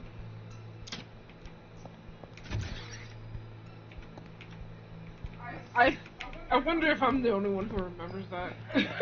Zeta. No, I'll be honest, I did watch Batman Beyond, but I don't know, I didn't click with it as much as I did with other Batman properties at the time for some reason. Fair. Fair enough. I love. I really like the animated series. Like, that's my go-to, especially when it teamed up with Superman to become Justice League. It's like you took my two favorite cartoons and put them together, and it gave me a bigger cast. Like, that will always be peak fucking television for me. But you know, then you came along with The Batman, and it's like, that was excellent. Yes, the Batman was pretty good. I like. I also 100%. This is my head theory. So, The Batman, the Robin in The Batman, in that, like, anime, is the one who then went and became Teen Titan Robin. Fair. Because both of them threw just as much fucking hands as each other. Yeah. Like, the amount of shit that Batman and Robin did in that show, it makes sense for that Robin to then be like, alright, I can definitely fucking take Cyborg in a fistfight and win. And from what I noticed of, you know, that Robin, he was really OP compared to, you know, the superpower people.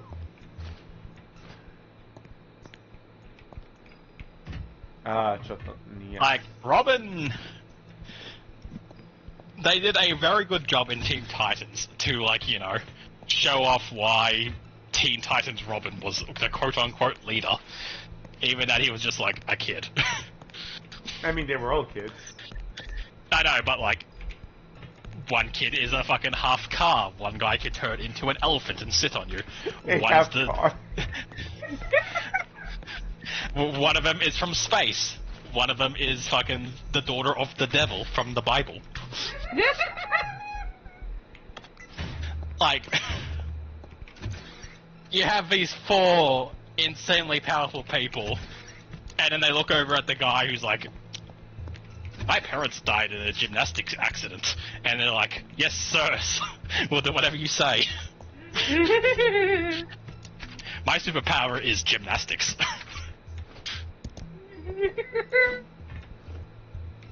My superpower My was God, good what's your fucking special- training. My God, what's your super like special ability that makes you stand out against all the other Robins? I can do 5 backflips in a row before I touch the ground. Is that really it? Yep, I'm super gymnastic Robin. Like, the fact that is still just the fucking, like, special thing about Dick that no one else can do, including Batman, is fucking hilarious. Yeah. The Grayson spin, or what the fuck it's called, where he just flips backwards 5 times and then touches the ground. And then, you know, Damien and stuff try to do it and they get like 3 or 4 and crash on their face.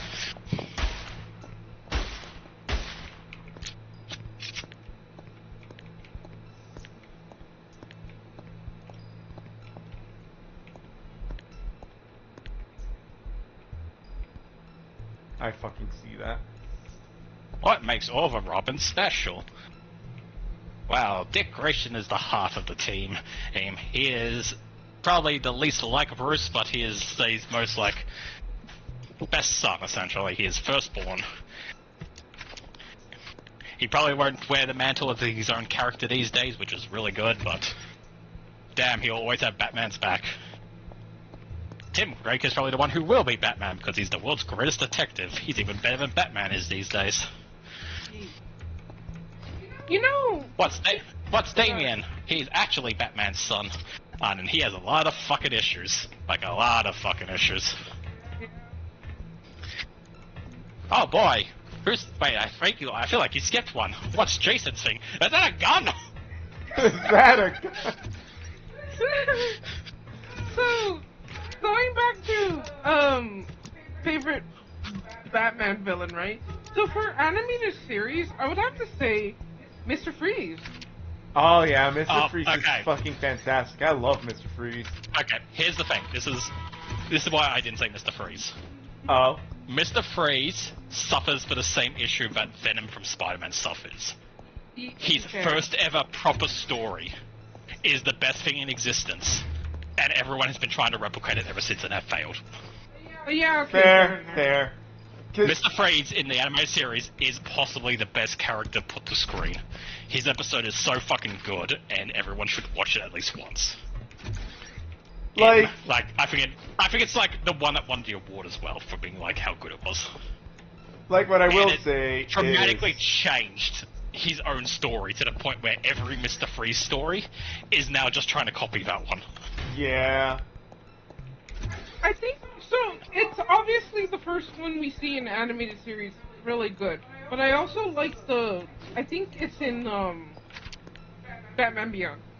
He comes back, and they try to like rehabilitate him because he was frozen all this time, and for a while he's actually doing good, but then he kind of regress, and he ends up like. It makes it seem like he's still a villain, but what happened is that the person who was funding all of his good job, or like, his rehabilitation, was actually technically just,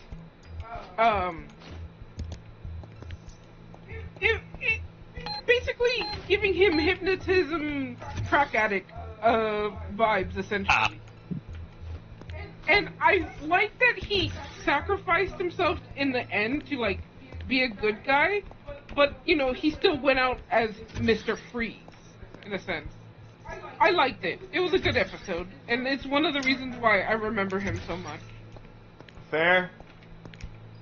Like, so my thing is like, it's exactly this. My best thing, if I could get like a Batman that is written the way I would want it to be written, is that every character at some point gets redeemed. The animated series is probably the closest we've ever gotten, where pretty much almost all the characters were like out of Arkham and living their own life.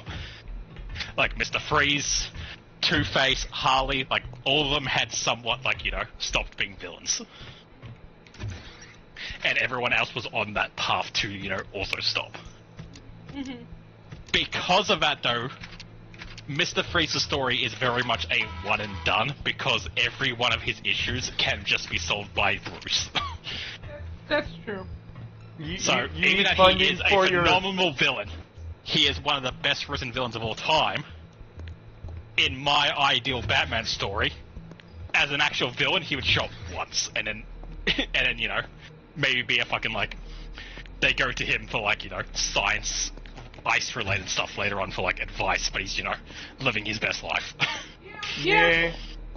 I think that would be a good one for him. Like, he would not be a villain after his one introduction, and from that point, he would probably be, like, a cameo ally who shows up working for Waytech to be like, Mr. Freeze, someone's poisoning the water supply with your old technology.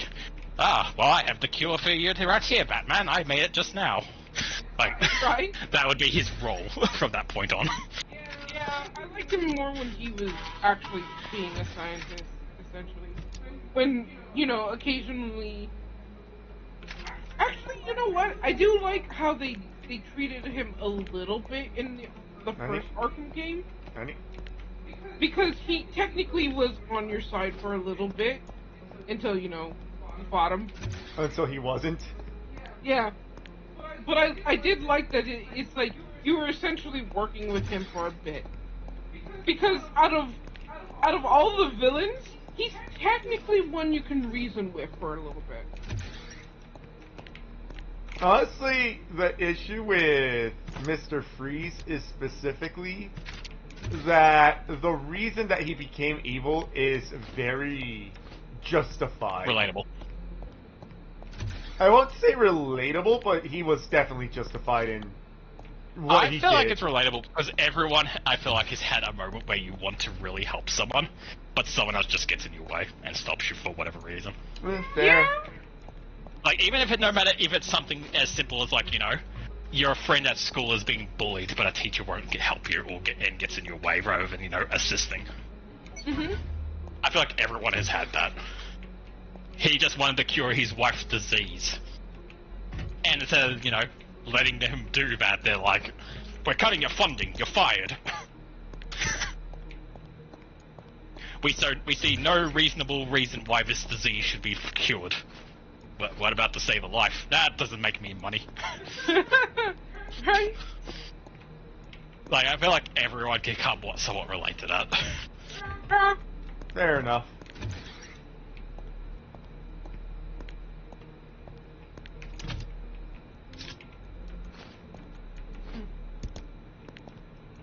I will say from the anime series, I think at the moment I thought it was cute because I had child mind, but as an adult I'm like, that's problematic. Is when Harley fucking like redeemed herself for a bit and like became a good guy, and then started like flirting with Nightwing, and I'm just like, she knew him when he was 10. Yeah. Not fair. I Oh didn't even shit, think why did I about do that? Why did I do that? Why did I do that?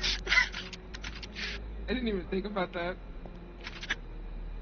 Yeah.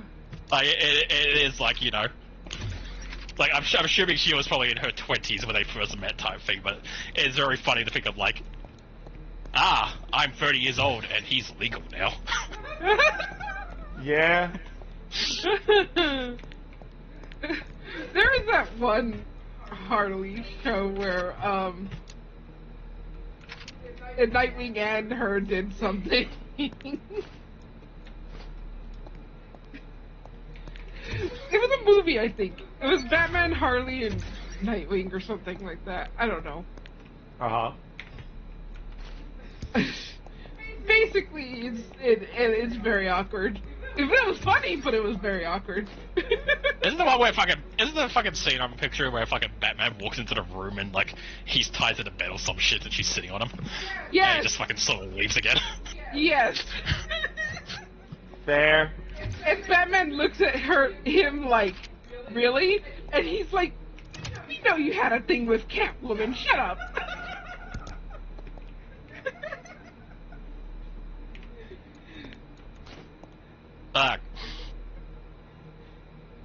It's very funny. Yeah. It is funny. It is funny. Like, I know it's like, you know, it is, in retrospect, kind of problematic for this. Basically, you know, I waited for him to grow up. Like, there's a creepy vibe to it, but it is very funny.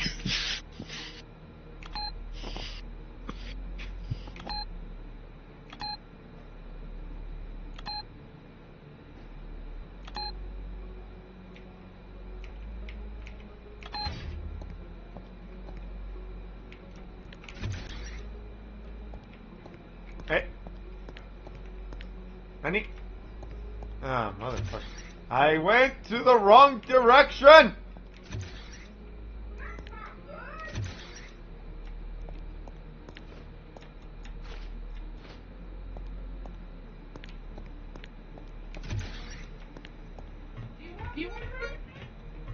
Food would be nice.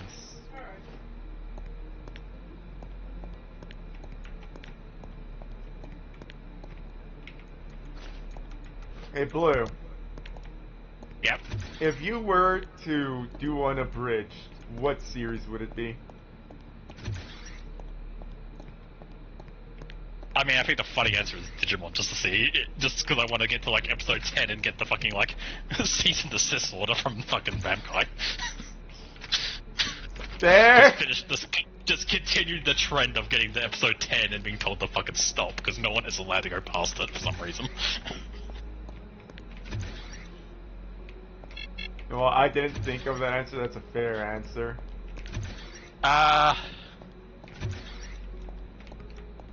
The issue is with doing an abridged series is most of the ones I know really well already have a solid abridged series that I would never be able to compete with, like Dragon Ball. Ah, fair. And even the ones that don't have an abridged series, I think are funnier than anything I could write for, like Konosuba. True. I feel like Konosuba, as much as like, yeah, I would like an abridged of Konosuba. You're not doing better than Konosuba itself. That Like, shit has the like, energy it's already of a an abridged. comedy. Like, it's already a comedy, so how do you inject more comedy into the comedy? Yeah. That one already has abridged energy. There you know.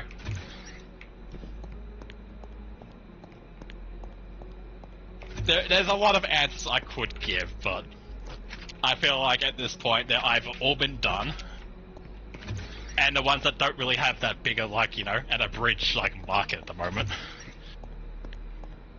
I feel like have their own thing going on, so they don't need one. Fair. Like, I could say, like, you know, Death Note or something, but I feel like all the best jokes are already done by someone else. Like fucking... Like, I know that it's quote-unquote slowed down time so that we can really peer into what the fuck these idiots are thinking. But you know, when you really look at how long they just blankly stare at each other so that we can go through what the fuck is in their brain, and it makes them all look like they could be the killer. Yeah. That's a joke that's always done. I love, Like, the joke that I would have, but it's just someone else's joke. For, like, Death Note, for example, would just be Al being like, alright, Light, I have a question for you. Shoot, what is it, Al? Kira says, what? What? Got him. Like, it's just someone else's joke, but it is the humor I would go for with a Death Note series, where Yeah. Al just wins because he says something fucking stupid, and Yeah. fucking Light falls for it. I love the whole joke back in the day with Death Note was, I eat a chip, or no, I take a I'll take a potato potato chip chip. and eat and it. eat it. eat it. And they make it seem like the most serious thing ever. It is Like, such a The most dramatic intense scene. thing. Is it really a dramatic scene? No, Like- it's not, but it's just the most dramatic thing in existence, the way they frame it. So here's the thing. I understand what, like, the whole purpose of that scene is, and why it's shot in such a dramatic sense. But it's just so dumb. Because, like, the whole point Right. of the scene is the fact that Light is getting spied on by fucking Interpol, and he's well aware of the fact that he's getting spied on. That's the purpose of that scene. So it's him like, I am pretending to be normal, and there's nothing they can do about it. But then, you know, I take a potato chip and eat it. Yeah, no one's not gonna laugh. Yeah. I do find it very funny, though, like, how quickly, like, Light is like, I'm the smartest guy ever, and it's like, almost immediately they're like, alright, it could be literally anyone in the world. Okay, it could be literally anyone in Japan. Okay, literally anyone in the city. Okay, it's probably Light. Right? Like, they narrowed it down so dramatically quickly. I It's like, think my man. I think the issue that they had when they wrote Light Yagami is they made him out to be super fucking smart, and then he instantly fucking fell for, like, the easiest emotional manipulation bait. Like, the issue with pretty much Death Note and, like, a lot of shows like that is, it is hard to write a character who is smarter than you are. Yeah. No, that's not like, you know, an attack at the actual, like, Magatas and stuff like that. That is a general statement. It is hard to play a smart character who is like, I know everything type intelligence, when you yourself aren't that smart. It's like, you know, playing Pathfinder being like, I'm gonna be a wizard with 20 intelligence. but you know for a fact you're probably average. Yeah. Yeah. So, Bandai just released like a music video for a mobile Digimon card game thing, right? And they kind of just showed a new Renamon evolution. I don't know how they feel about it. Aw. My wife is good at visual things, so when she says she doesn't know how she feels.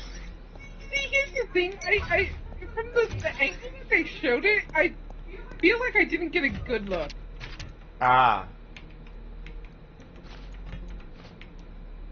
It's New Renamon's new champion form. Cubimon's next side evolution. Cubikinimon. It's Cubimon in a bikini. Come back. Ah, is she like standing up and has boobs now? No, she's still like dog form, she's just wearing a bikini. Why? I hate you because that is such a Digimon fucking thing to do. They would unironically do that. Oh, Alright, okay. does she have like breasts now for the bikini to fit it? No, she's still like a dog, she's just wearing like woman's underwear. Why?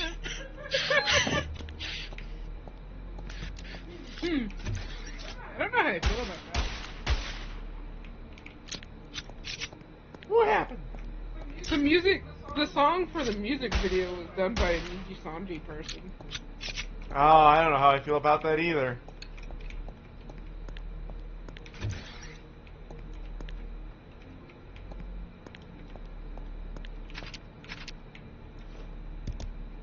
Like, once upon a time, I would have been like, good for them, but they have proven themselves to be such pieces of shit that it's just... Yeah.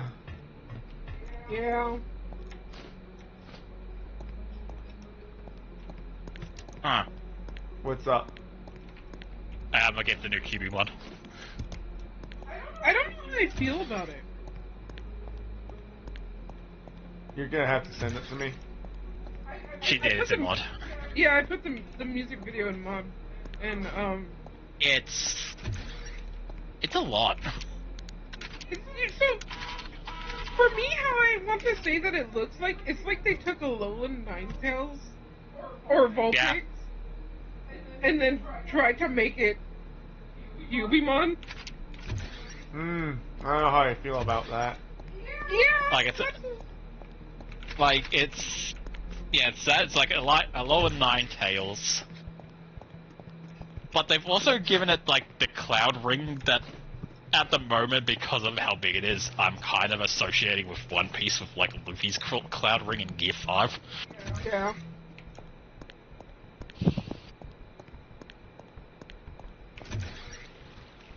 Like, maybe it will look better when it's not 3D and, we get like the pixel art style that I like better when it comes to like stuff.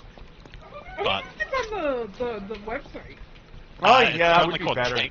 It's apparently called Tenkomon. Tenkomon. So Tenkomon.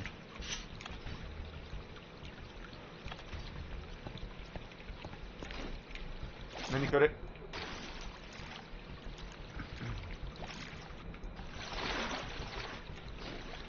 No, that's Ten.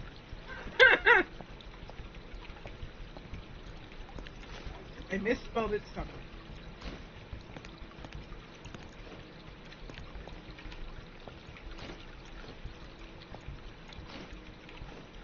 So someone posted a card of her, but it has so little fucking pixels on it, I can't even see what's going on in it.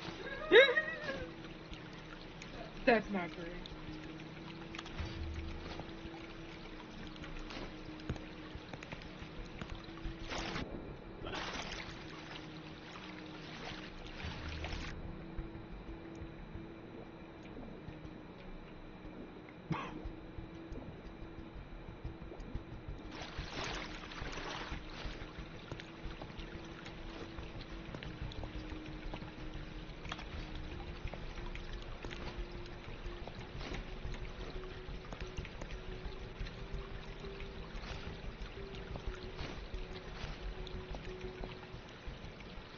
Ah, that's how I fucked up. Okay. Oops. Yeah, I gotta say, because I'm noticing it more and more. What? Ever since actual VR started being made and we now know, like, you know, what most VR helmets kind of lean towards in appearance. I kind of hate that, like, now when people do mangas and animes and real shows and stuff, like, that are set more in the future, they're like, alright, here's, like, an Oculus Rift style helmet for people to wear. It's like, would we still be wearing that, or would we advance to, like, the more cool helmets that we actually used to have back in the idea where people, like, visualized what AI was gonna, not AI, fucking VR was gonna be. I kind of wish we would, you know, still pretend that we were going to head in that general direction. Like, I know we now have an idea what it looks like, but I feel like the idea is that we aren't just gonna stick with this one design in, like, 100 years from now. We would have advanced to be, like, you know, an actual helmet that you wear that's comfortable, that domes your entire head for your proper senses. Yeah. It isn't, you know, a pair of fucking glasses and a headset. Yeah. Also the fact that, like, back in the day, you used to put the helmet on and plug yourself into the internet. And now I've noticed that even in the future, when people put on their headset, they still have fucking, like, cables running into the wall. It's like, would we really still have the cables? Or would we have invented better batteries? I feel like we would have better batteries. Right? Like, you know how hard it is to actually play with the cable? You fucking get caught on it so often. As I am the one who always fucking is bitching about this, but you know, you'd think we get a little closer to that fucking utopia known as Fallout, where, hey, we fucking managed to get fucking nuclear energy to such a safe level that it is available for commercial use. Okay, I agree 100%. Fallout is an awful example because Oh no, yeah, it is not safe. oh, Fallout is a dog shit example, but you know what I meant. Like, it is for you are correct. Nuclear energy is for commercial use where everything, including cars, run it. It was not safe. People were dying of radiation poisoning even before the bombs fell. Yeah. If you read, like, the old magazines that talk about, like, buy the hot new oven or something, there were literally warning labels to be like, do not cook over this degrees or the reactor will go off and blow up your house. Amazing. Like, I 100% agree. I wish we would have, like, clean, powerful energy, like fucking a reactor being able to be safely put into, like, all our stuff. But, you know, Fallout is not the choice we should be using, because Fallout is a mockery of that. It is meant to be bad as a joke. I'm well aware. But, you know, Fallout is also the only one where it's like, yeah, everything runs on fucking nuclear now. At least to the best of my knowledge. Okay. Oh, yes, I remember.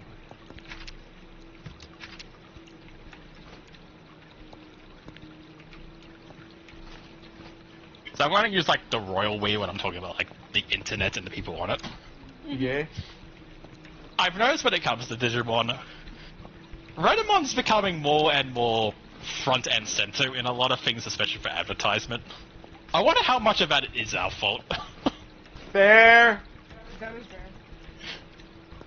Like, Renamon's very popular on the internet for a very bad reason.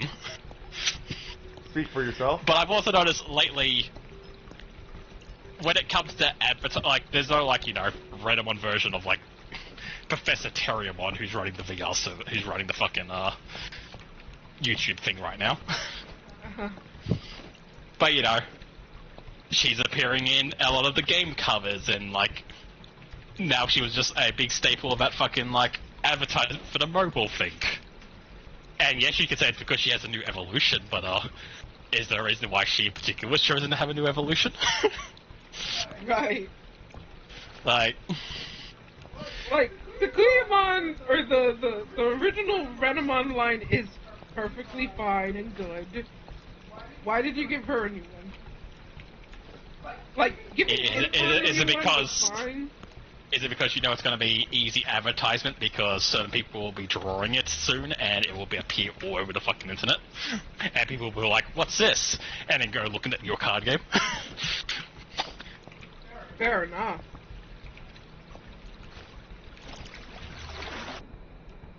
Maybe I'm giving Digimon too much, like, Credit. credit, but I am curious what the decision was for this.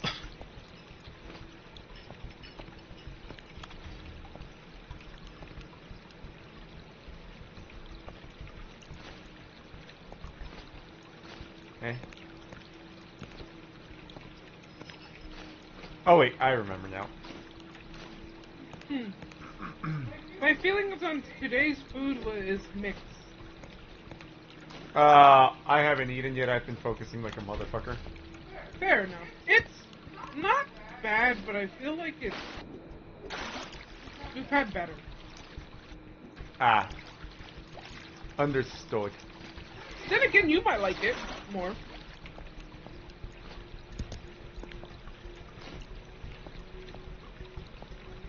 Alright, chat. Quick nom nom break. Yeah, taste that food. Eat that biscuit. I'm gonna eat that biscuit. Huh. I see what you mean.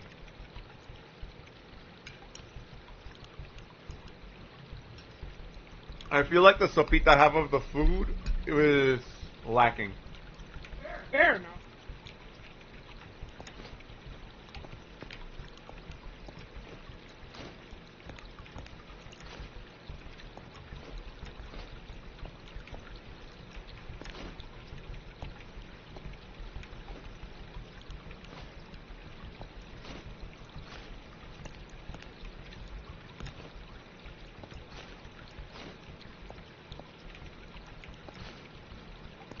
Who knows? Maybe they're prepping us for finally not force feeding us Digimon Adventure for the 20th time, and they're finally gonna give us something different, like I don't know, Digimon Tamers.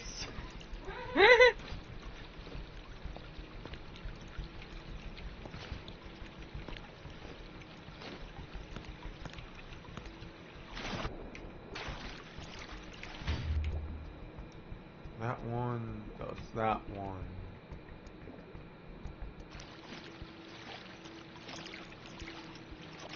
Because, yeah, there's Professor Terriermon, and there is Renamon.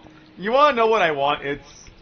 And hilariously enough, I do want basically a Digimon story where basically the humans are absent from the story, but simply because I want to learn more of the lore of the actual digital world. Fair. Nanikore?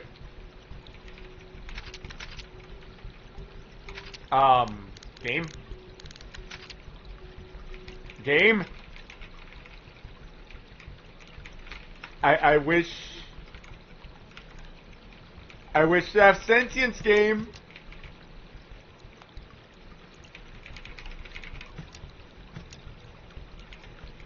Game!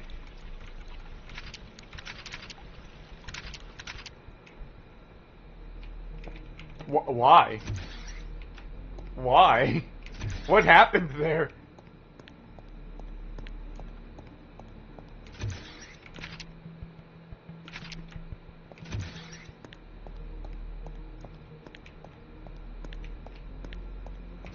Oh, excuse me. Excuse.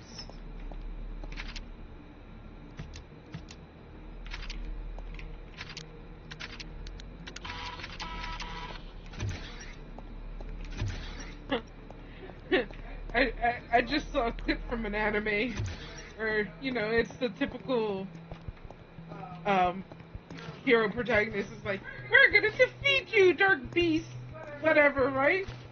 Because we're the 13 heroes chosen by the king or something like that, right? Yeah. And as they start running forward, the one who said all that spiel immediately gets killed. And it's just like, oh, okay. Ah, we're in for that kind of story. Uh,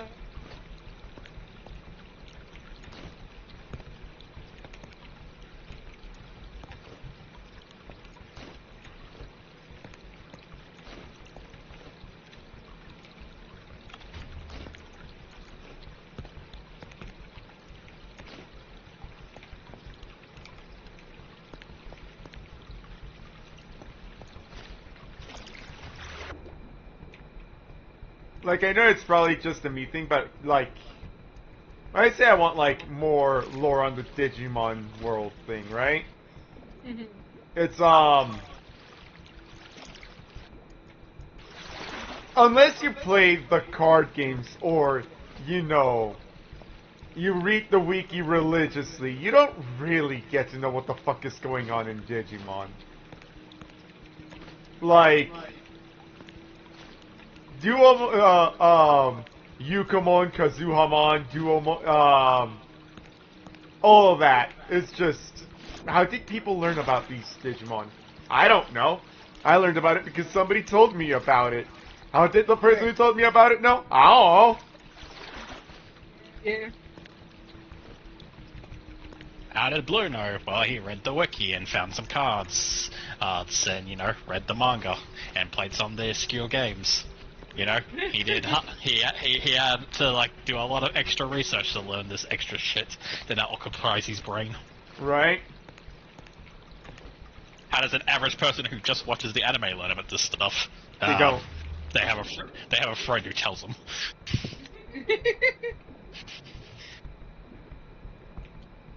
Like even like the games themselves might drop a tidbit here and there in a side quest. It's never main content. Yeah. Like Cyber Sleuth has a bit of like extra lore that you can go searching for, and you can be like, oh, that's how Digimon work. That's cool.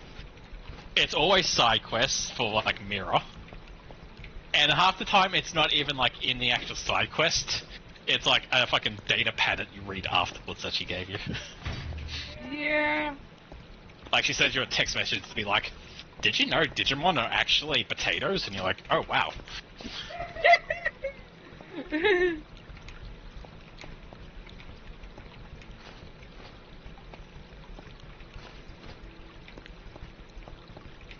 But, you know, then also some guy will be like, did you know Digimon are actually carrots? And you're like, one of you was lying to me. And they're like, yes. Which one is it? And they laugh at you. You'll never know.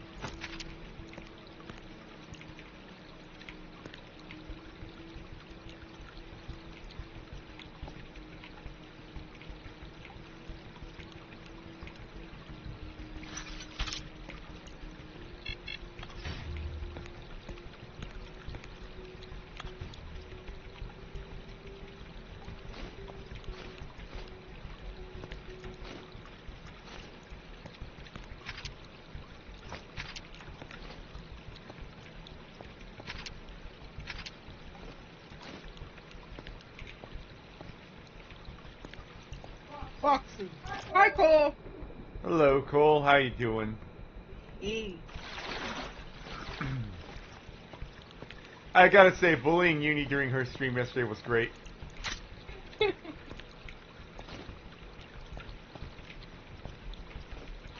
Been lurking? Fair enough. Fair enough, fair Look. enough. To be fair, they kind of started it. They brought me into the conversation. True. I showed up to be like, hi nerd, and then I was going to put her in the background. But then they immediately like, hey, we have questions for you. How do you feel about Uni's character? And I'm like, this is how I feel about Uni's character. And they're like, wow, she's really fucking bad at this game, isn't she? It's like, I didn't say it, but you did. You apparently did.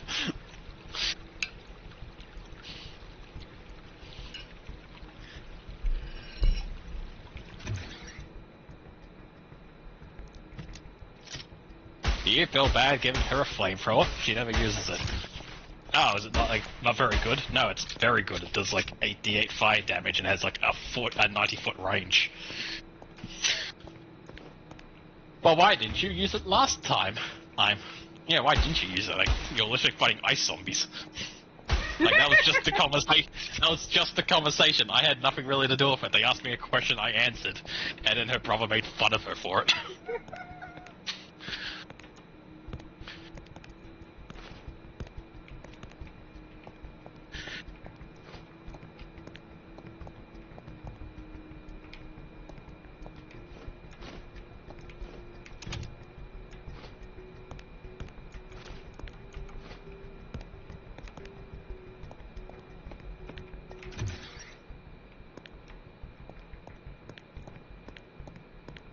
Oh gosh, my nose wants to sneeze. Allow it. I mean, so it's one of those sneezes that it's like it wants to, but it's not. It's forefront not happening. enough. Yeah. Ah, I hate those. Yep.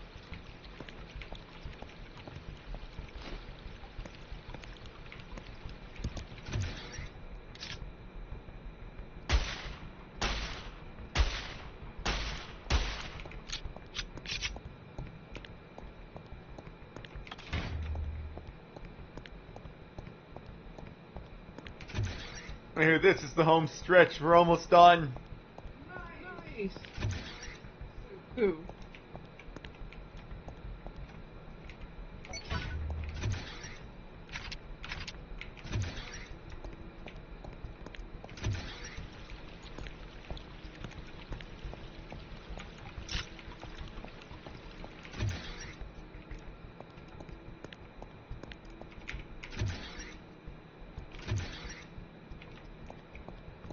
Oh gosh. You okay there? Yeah, it's because it's like making my nose want to drip. Ah. So I might actually just have to blow my nose to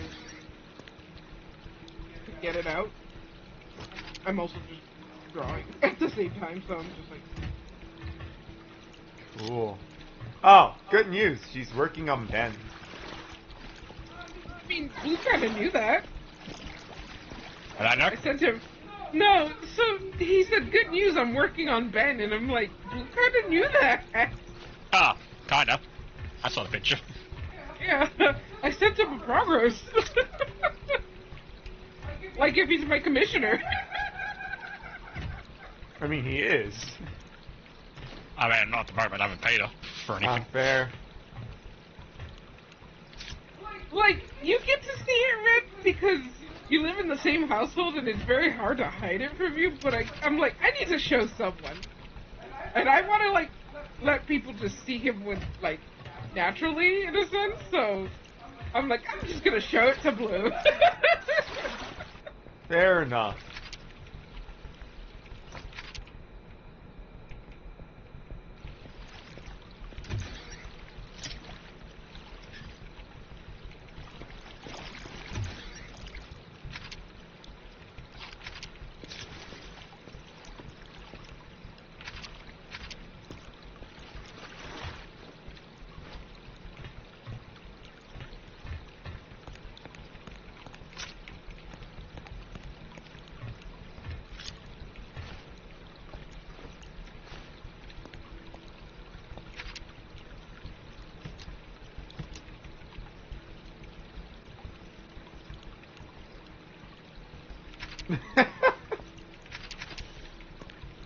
My face when it happened again.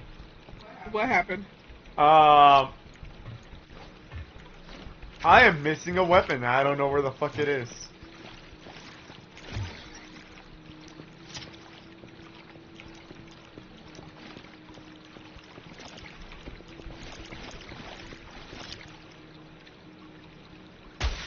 There is, so, another reason why I like, want to show Blue Ben as it progresses, because technically, I don't know if I'm doing the whole ring thing correctly, so I'm gonna Like, have to send if you, you... like... Like, if you don't want to do the ring thing, you can just give me the picture and I can fix it for you, but... So, I do... So, what... Yep. I do, I don't know if I'm, like, if I'm putting it in the right place, if that makes... Like, if I'm doing it correct, is my issue. Because, since I have the ring there as a marker of how much I'm gonna keep in the, like, you know, how much I'm gonna keep in and keep out, or stick out, I know where to cut it off and where to, you know. Yeah. Oh God, I'm sorry, my nose is all leaking. So I might just send you, like, test versions and you can tell me, you need to adjust it. Because the more I learn how to do it, the more I'll be able to do it for, like, other tokens as well. I mean, do you want me to send you the rings that Pathfinder gave me? I think you sent them to me because that's how I have it on Ben.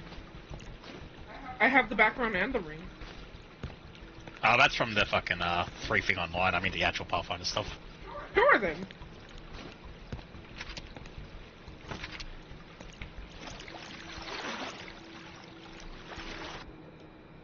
Dive, dive, dive! No, I have these. Oh, okay. Die. No, dive. Dive.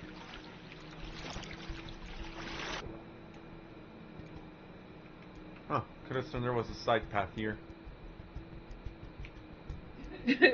Speaking of Pathfinder, I showed Brenna an idea that I want to draw of, like, done in Ophira, and then so I'll send it to you, Blue. I want to do that.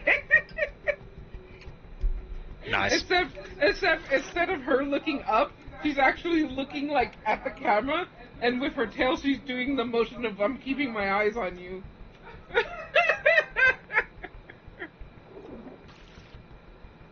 She's trying to threaten Teku.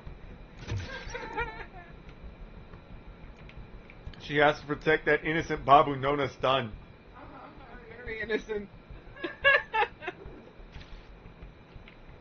Hey, I have all the rings. Sure.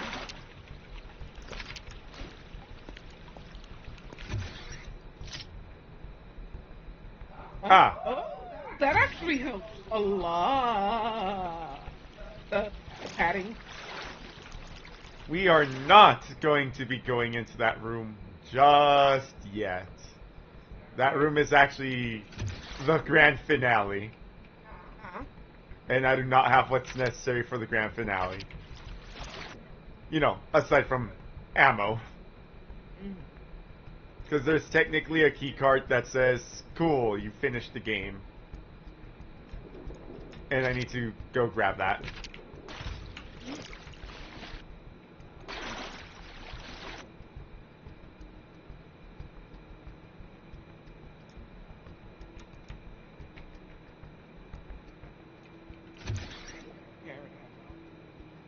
Then I need the padding. Yeah, that's gonna be.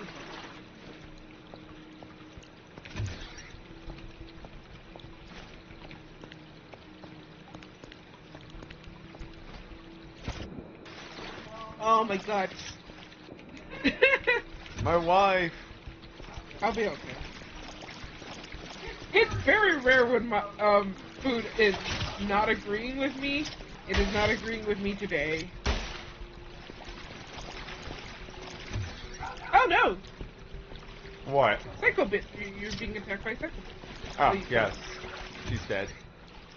Yes. Ah, here's the safe. Oh, I hate that. Hate that so much.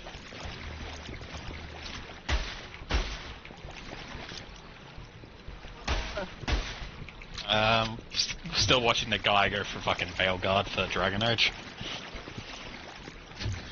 So there's these things in Dragon Age, which are these like basically elven mirrors that you can use to fast travel to any other mirror that's connected to the system. Uh-huh. In previous titles, they're always seen as this kind of like, you're not sure if they're a good thing or not, because every time you encounter one, there's always this kind of like, they always like, you know, sound promising, but there's always something about them that like gives it Doesn't this feel darker right. undertone. So in the first game, you only encounter it in the base game if you start with an elven character who is one of the wood elves, and you encounter it. You hear about like, oh, it's one of the old ancient elven mirrors that allow you to connect to the network. We can go anywhere in the world with this if it's connected to something else. But then basically the Blight, which is fucking the Darkspawn, who are people who fucking messed with the gods and got cursed, and now are basically this like horrific parasite of like, basically it just corrupts your body and soul and turns you into the Legion of Evil. It's kind of spilling out of the mirror, and you have to destroy it essentially. Like at the end of your origin story, you have no choice because it's just blighting everything around it. So you're like, okay, so there's this like mirror that might be kind of hopeful because it allows the elves to travel and find a new home after they got kicked out by the humans. But the one you find is spreading the blight, so you're like, do they all do that? The second one you find is at the end of Origin during the DLC, where Morrigan, who's one of your companions, she is a very complicated character in the first game, where you're not really sure if she's on your side the entire time, even when you befriend her or even romance her. She always has this lingering, she might betray me energy type thing to her. Uh-huh. Anyway, you find out she has found one of these mirrors and is planning to go through it, and she won't tell you where she's going or why. Huh. So you have this very, like, once again, you have this mirror that is apparently like, you know, super old magic that you can go anywhere in the world with it. But it's once again connected to this like kind of underlining there's something wrong going on here type energy, right? Right. The second game, the mirror shows up again, your friend Meryl, who is one of your companions. She has found the pieces to the mirror and is trying to rebuild it. Her tribe of Wood Elves kicked her out for trying to rebuild the mirror because they want nothing to do with it. And you later find out that the person teaching her how to do it is a demon. Oh.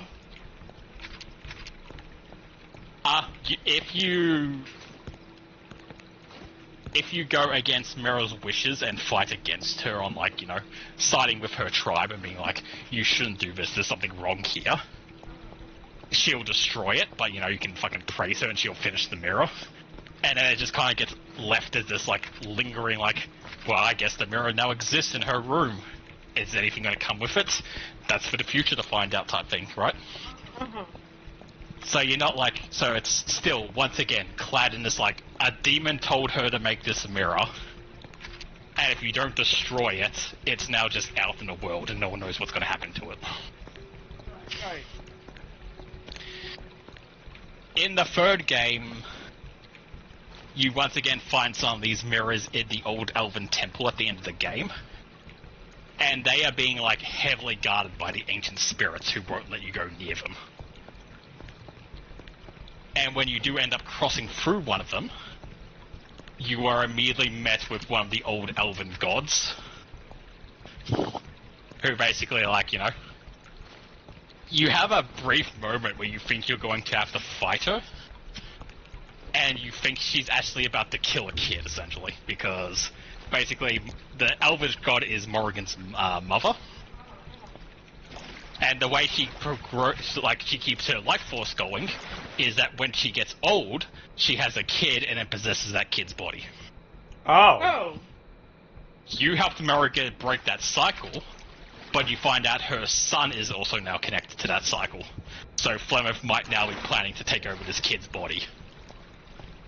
And it really feels like she's about to do it until the last second where she decides not to, where she, like, kind of changes her mind because her daughter begs her not to. And where she's like, well, I guess I can let you go then, and flies off. Huh. So you have this very, like, uncomfortable moment where you think you're about to watch a kid basically get kidnapped and possessed by his grandmother because of one of these mirrors. Huh. So anyway, keep all that in mind, like, these mirrors, while they are basically just transportation you can get around the world type thing, every time they have appeared, they've always appeared in this, like, really negative setting. Fair enough. In Veilguard, they are apparently in the game, and they are just the transportation, the fast travel system. You go to a mirror, and you teleport somewhere else in the world, and that's just how you get around. Oh. No lore implications. No law implications. They don't get brought up apparently for anything else other than being teleportation systems.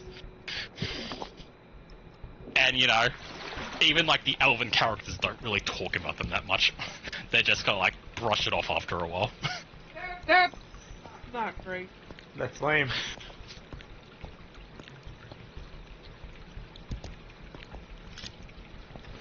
Like, obviously, the mirror itself has never been the thing that's been bad, because it is always just referred to as, like, the elven transportation network. Right. But the fact that each game, all three games, has presented the mirror in a negative light, not because of what the mirror does, but because of what it can do, and every time it gets brought up, it's always by something that shouldn't exist in the world. Right. You know, like, first game, Darkspawn come out of it. Second game, a demon comes out of it. Third game, fucking Flurf, the fucking elven god, comes out of it to steal a kid. Every time these mirrors come up, it's always questionable. And now in this game, they're perfectly fine and anyone can use it, and it's completely safe, and there's no reason to double think about it.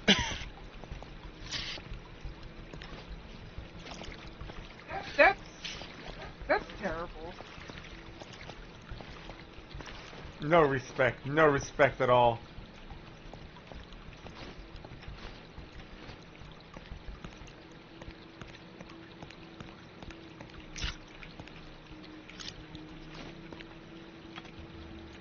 Like, there's been a lot of, like, lore changes so far I've seen this guy, like, talk about and, like, show off in the game.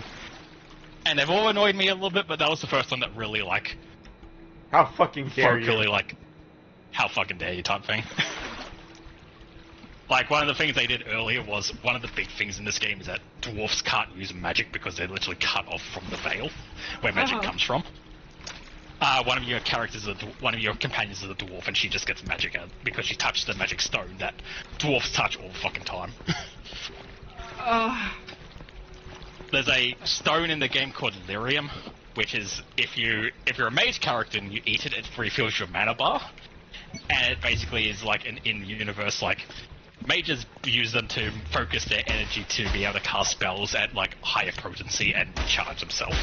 Like, it's an in-universe consumable. But because in its raw state it's quite dangerous, you have to wait for it to be refined. And the people who refined it are dwarfs because they're immune to lyrium, because they can't touch the veil. Ah. One of your companions in this just walks up, picks up one of the stones, and while she's holding it, she now can cast magic. Because who needs lore, right?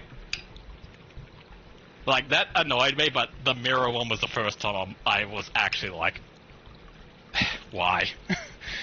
You wanna go to the writers and be like, what the fuck were you thinking? Like, you want to have your special Babu dwarf girl who can fucking use magic. Fine, rolls my eyes, but fine, I guess. Whatever. It's bad fanfic, but you know what? Fine, whatever. You're writing the game, I guess. You can have your fucking, you can have your insert fucking, this is my dwarf character, she can cast a spell! Like, you can have that if you want, I guess. Whatever. But yeah, this is the first time I felt like, you know, not only did you fuck with the lore in this weird way where, you know, just kind of trivialize something about it, I feel like you kind of ruined the aesthetic of it because you could have done so much more with it. Like, we were building up for, like, why these mirrors mattered and what was wrong with them and why they were always this underlining threat. And now they're just fast travel systems. And now they're just there.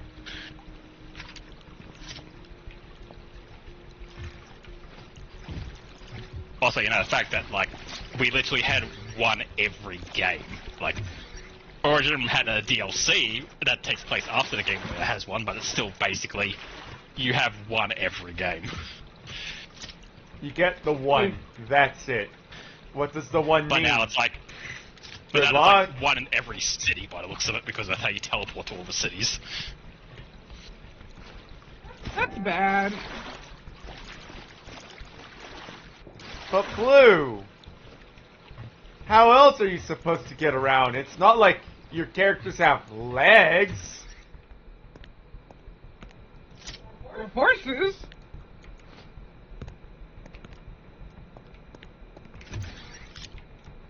Or, mounts of sorts.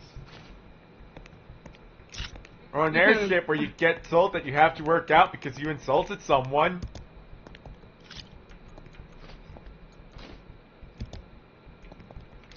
I forgot about that. Oi.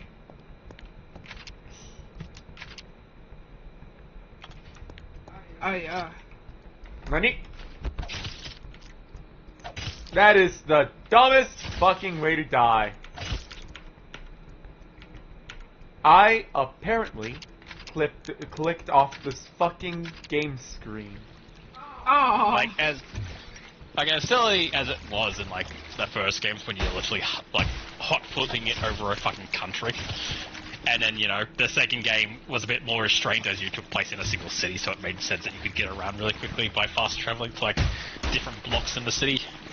And then Inquisition was like, we have 2 countries you can just fucking hot-foot it to each over and over again. It's like, as silly as that was, I will still take that over, like, taking an in-game lore item and just redunding it to fucking, this is how you get around. Yeah. What did you just get onto? Haydee, fantastic Metroidvania puzzle platformer. More puzzle than platformer on it. Well, actually, no, more platformer than...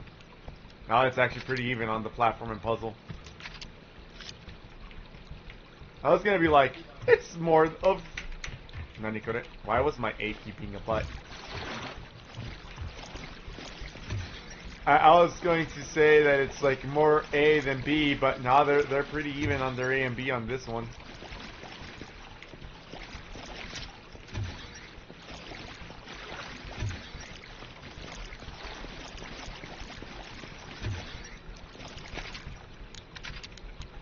You know what the sad thing about, liking things is? Is that you always want to share it, right? Yep. But then the more interest the thing that you like gets, the more people show up, and then the more people show up, the more developers think they have to fucking pander to those new people who showed up because insert original person liked it and therefore shared it. And then people who do not care for it show up, demand changes, and because there's just so many new people, the developer changes it and it just is not what it was anymore. I'm worried that might happen to Haydee, but I hope not. Like, I've got, I think high school syndrome is the best way I'm going to put it, where, I had my niche things that I liked, and I used to get fucking bullied for it, so I used to sit in my fucking little corner and be like, I'm just gonna hang out with the things I like and ignore the world around me. And now the world around me is, like, looking at my hobby and being like, oh, I want to get involved in that. And now they're entering that space and being like, hey, this hobby of yours is pretty cool, but we're going to change everything about it. And I'm just like, why couldn't you just leave me alone? Yeah. Why couldn't you just fuck off, honestly? Like, on one side, I'm very happy to see my hobbies pick up and more people to play them, like fucking tabletop games and stuff. Like, it's cool seeing more people getting into it. And I'm always, like, want to be welcoming to people who are like, I want to try Pathfinder. But at the same time, it's also like, you know, once everyone is in and then suddenly they're like, I don't like the way you're playing with the thing that you were playing with originally, I'm going to change it. I just sit there being like, why did you have to get involved? What pisses me Why off can't you- is the people who pretend that they were the original fans.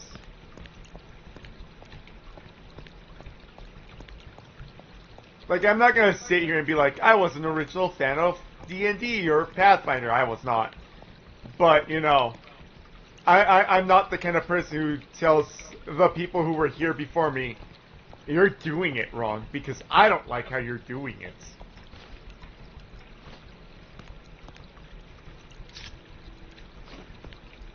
You know? Yeah.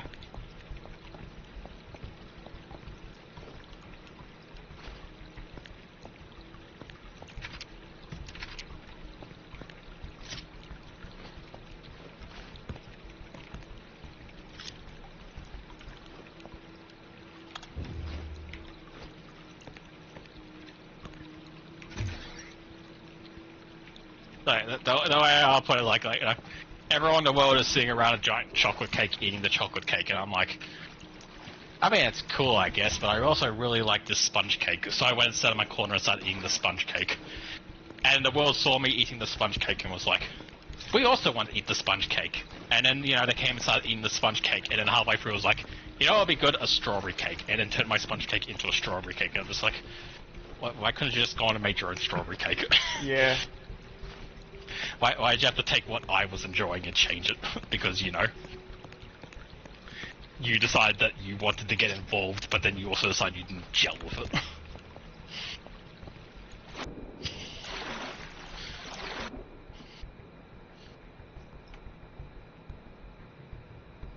Yeah.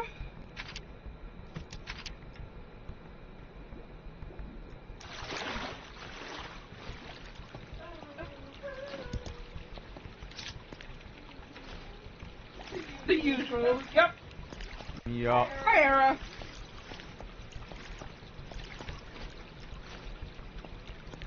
Let me see if I can draw one. Oh, right. This fucking room. Hi, asshole. Hi. Oh, shit! You gonna hurt you? No. Oh wait, maybe she can.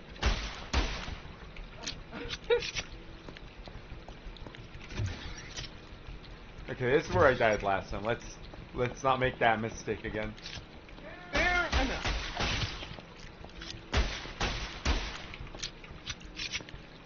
It almost happened. Yup. That door is locked. Oh no! Radamon broke her leg. In 3 different places.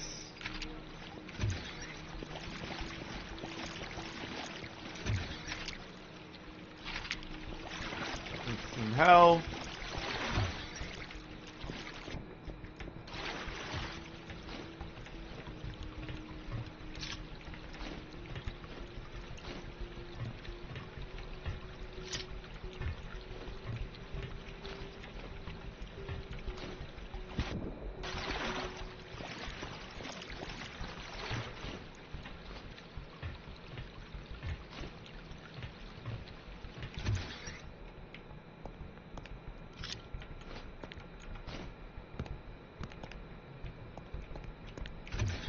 This way.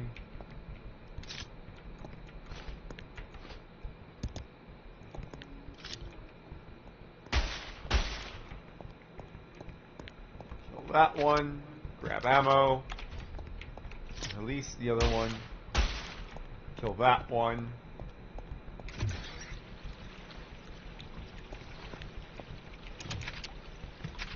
Grab that ammo. Grab that ammo. How are you, Era?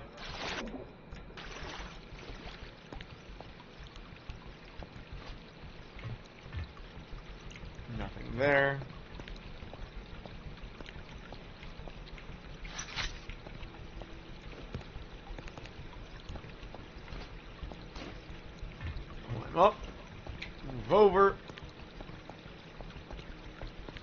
Oh.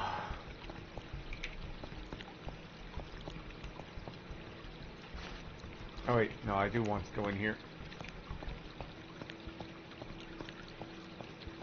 Click.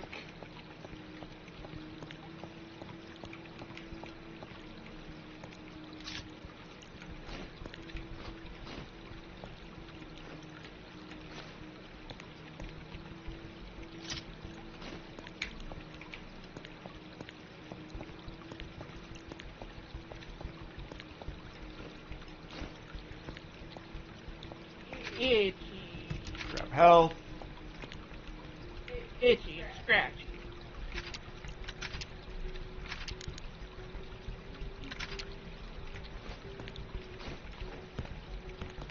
You know, that's one thing that I have to say was very clever in the Simpsons. The fucking cartoon literally just being like the itchy and scratchy were literally just synonyms of the same word. It's great. I love it. Fair. It works so well, but I don't think there's a lot of words you can do that with.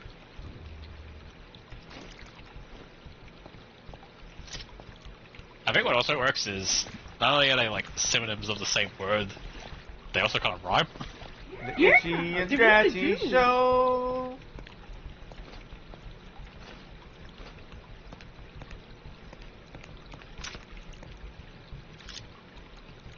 Also, I love the fact that, like, obviously it's a parody of Tom and Jerry, but I feel like they really nailed, like, the formula of, like, what kids wanted to see in those shows.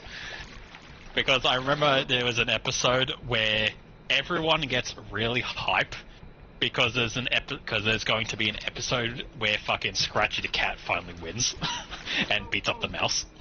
Right? And I'm just like, that is exactly how every person I knew felt about Tom and Jerry. We were just waiting for the episode where fucking Tom kills Jerry. Or win in some way, shape, or form.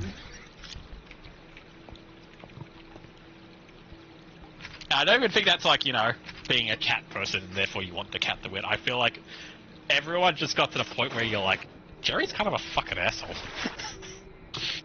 I mean, so like the original issue with Jerry is just the fact that, you know, he is a mouse and therefore unwanted in the house. But even removing that from the equation, he is just an asshole. Oh, I believe over 50% of the time, he was the instigator. He started the fight. Yeah. Like, the episode I remember strongest about, like, you know, that show and why I'm like, God, fuck that guy. There was one where, for some reason, they're in, like, France, and fucking Tom is, like, King Louis II's fucking, like, bodyguard. God, I think I know which one you're talking about. Like, for some reason, like, the King of France is just like, I'm gonna go take a nap, make sure no one bothers me, and Tom is just his guard being like, yes sir. And for no reason whatsoever, Jerry just starts making noise on purpose, even that Tom is begging him to be quiet. And then it literally ends with, like, you know, the king waking up and executing him. Yeah. Yeah. I just remember that being like, I didn't enjoy that at all.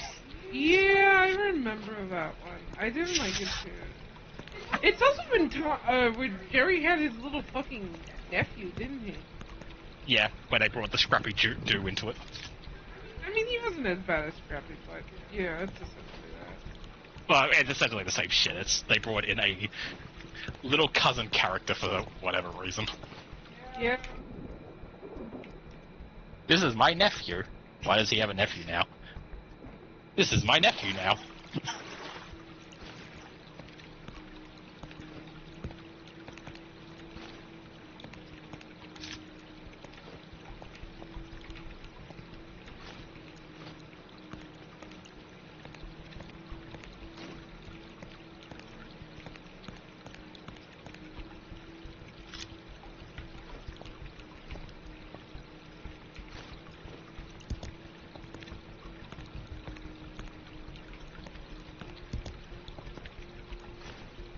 Nanikore?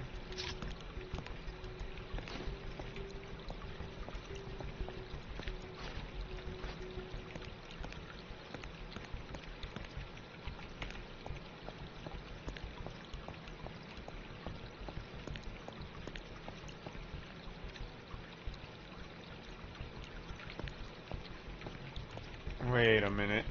Did I fuck it up? I probably did. Thankfully this one's easy to fix.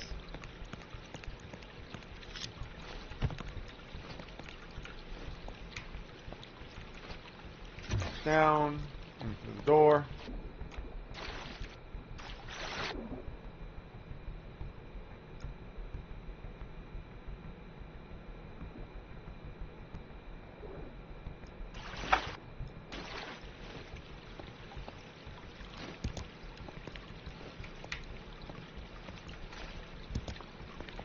I think the main issue with Scrappy Dee specifically was they really, really wanted someone to be the brave one between Scooby and Shaggy, but they couldn't, you know, it's kind of iconic that they're cowards, so we can't make them brave. But the issue is that the dynamic of they're both cowards just works. So, I think the issue of what happened with Scrappy is that he was, okay, yes, he was brave, but he was also really stupid. He was a chihuahua. He was literally a fucking chihuahua. He does not, he has all the bark, but he has no bite to back it up. So every time that he fucking, you know, I'm gonna be brave, cease.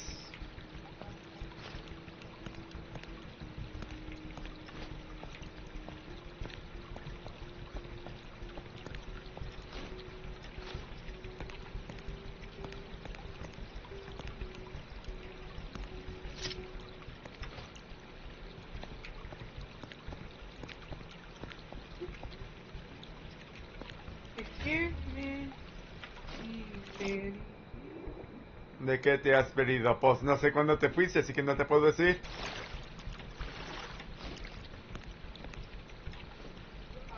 Puzzles. Right.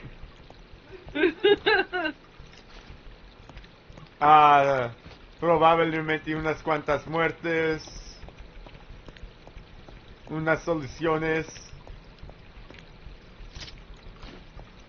Renamon. More Renamon.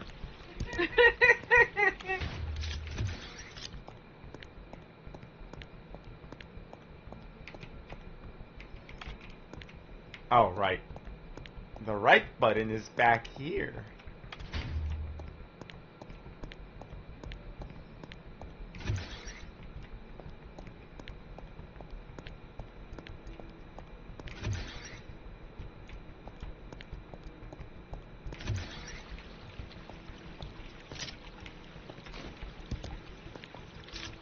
Now there is something I want to do, but I'm going to have to save before I commit to doing that.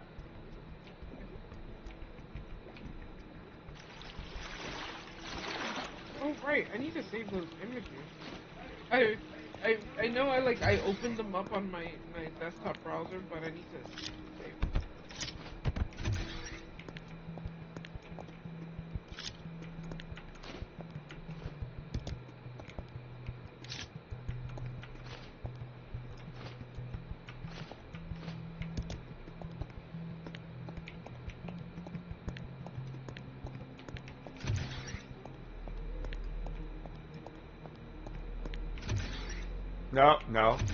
No, not yet.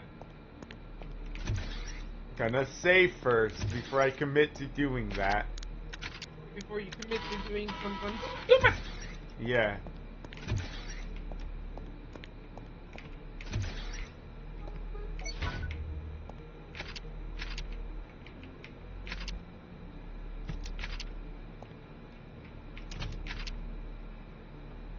Oh, hey.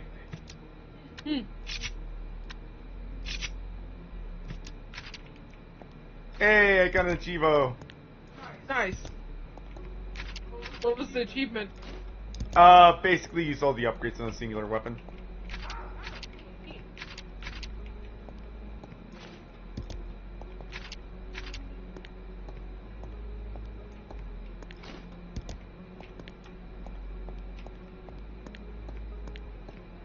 So that's one thing.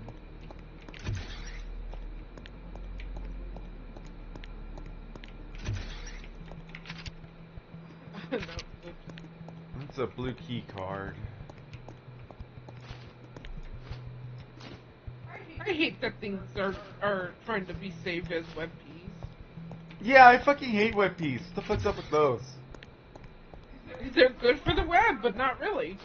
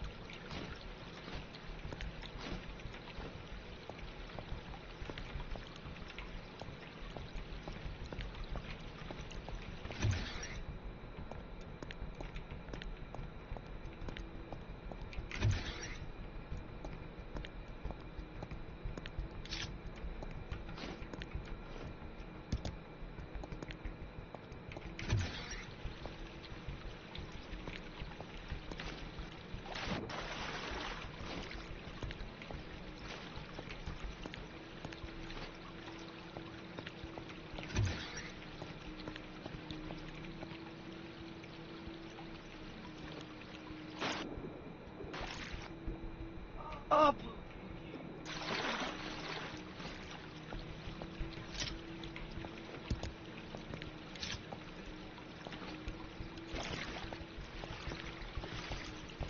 Ah, honestamente los mods de Fallout 4 sí tienen buenas físicas. But that's a yellow.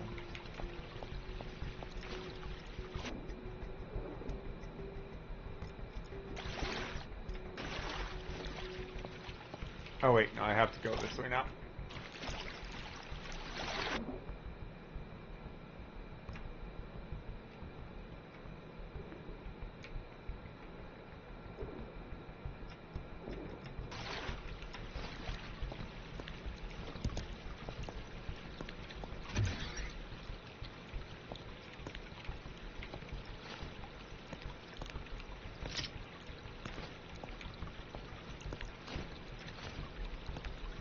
No hablamos de física, ser verdad. ¿Eh? Creo que no entiendo la pregunta. Lo siento.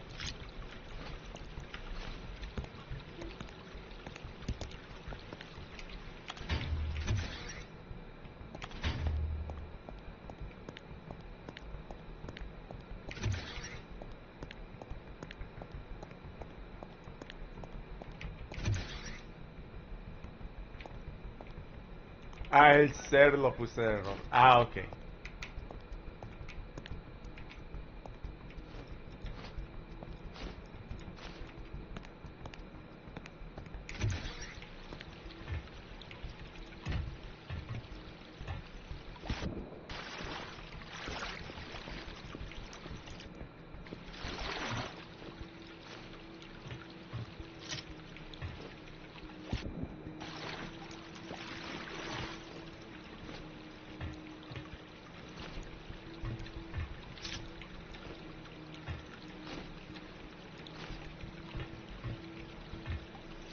Yeah, okay. That's weird, but sure, it works. God, I heard they neutered the fucking Achievement Crows, but I didn't realize it was this bad. Fucking hell. So, the Achievement Crows are literally a guild of assassins that are world-renowned in Dragon Age. Like, they are some of the most skilled killers there are. In Dragon Age 1, you can get an Achievement Crow companion after he tries to kill you if you spare his life and take him almost as a slave in a weird way.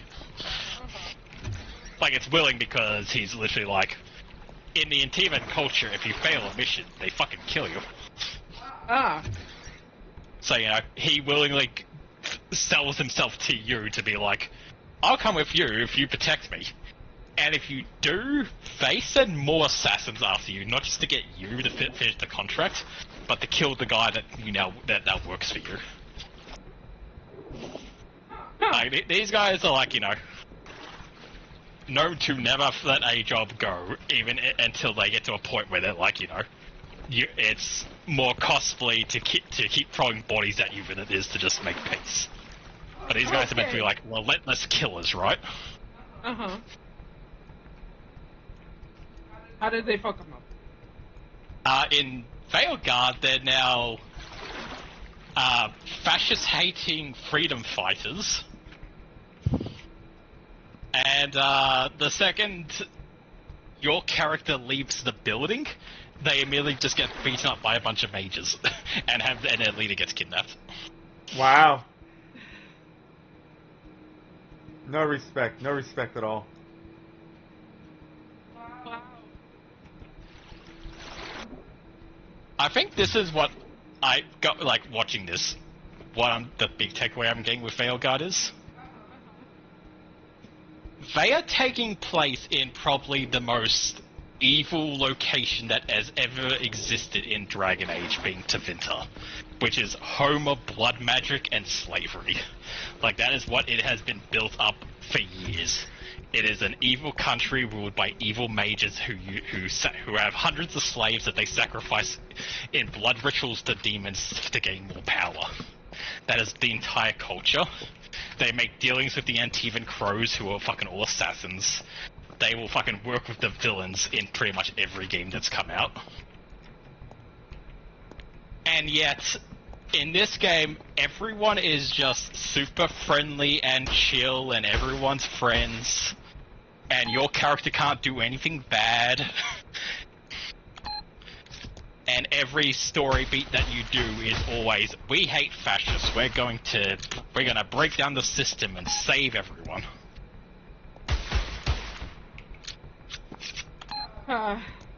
Like, Dragon Age is, like, it's not grim dark like 40k, but it is a dark setting.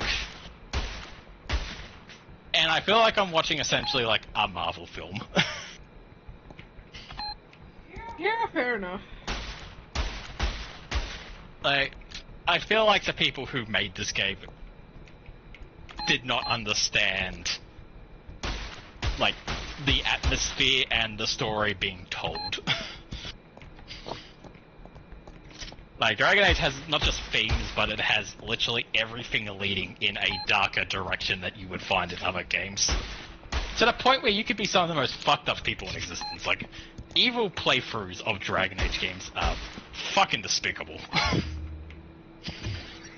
Like, you can go into a child's mind after he gets possessed by a demon, sell his soul on his behalf to the demon, to then have sex with the demon as the reward. Like, that's the shit you could do in the first game. Fair enough. And now we're in possibly what has been built up as the worst place in existence, and you can't even do, like, a little bit of blood magic. Like, where's my playthrough where I get to be the evil Tevinter blood mage who accidentally saves the world through my own, like, power-hungry craziness? Alright, it's a good I thing think I saved where I did, because I definitely would have fucked myself out of all endings. Oh. Fair. I think that's my big takeaway with Veilguard was, yes, every single one of my characters have been somewhat good aligned, but I played them in a particular way that I wanted to play that story out. And this entire time before Veilguard came out, we were still Dreadwolf. We did it, guys! We got one! Nice. In Spanish, we have just received the message, I'm not a furry, but... Amazing. It's over! We win! Continue, Blue. Proceed. But, you know, this is the game that's going to take place in Tevinter. I was going to actually play somewhat of an evil character this time along. And the game comes out as the one game where you're not allowed to do that. Like, it feels like they purposely built this game to spit on me and my, like, head on how I wanted to play the game, essentially. It's like Origin, where you can be the most fucked up fucking bastard in the world. I play, like, you know, the true holy knight fucking Lady Kuzlin, who is here to save the world. Dragon Age 2, I played a more roguish character who was very much money-driven, but, you know, had a moral code and therefore helped to, you know, protect the city. Dragon Age 3, I played, like, you know, the religious zealot who fucking, like, followed the teaching of God and fucking brought divine punishment on everyone who stood in my way. And this game I was like, I'm going to be the blood mage who fucking keeps slaves and fucking tortures people, and who basically saves the world, not because, you know, it's the right thing to do, but just because it was convenient at the time. And they're like, nope, you can only be a goody two-shoes, and everyone loves you. And, you know, the most evil thing you can do is call someone an idiot in one location. And everyone dislikes you when you do that.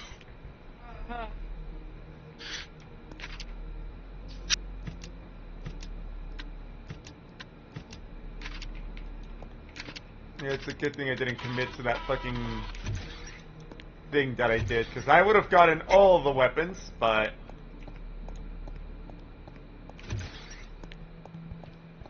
I would have all the weapons, I would have fully upgraded my pistol, but... I would have locked myself out of... Con esta furia. Con estas furras cualquiera se hace un furro. Eso es lo que le pasó a mi amigo. Este amigo tendría el mismo nombre y la misma cara que tú. With furries like this, anyone could become a furry. That's what happened to my friend.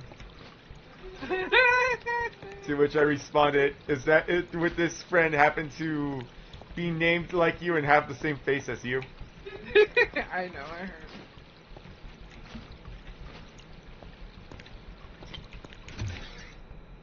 It's the meme. It's the meme. I'm not a furry, but it's the first step.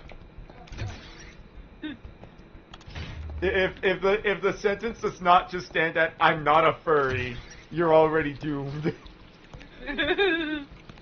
It's too late. Ren. No, Ren, because even if they say I'm not a furry, it's like denial is the first. Denial is the first step. I mean, we fucking make fun of the Russian because he literally does just end it at "I'm not a furry," but his icon is a fucking owl.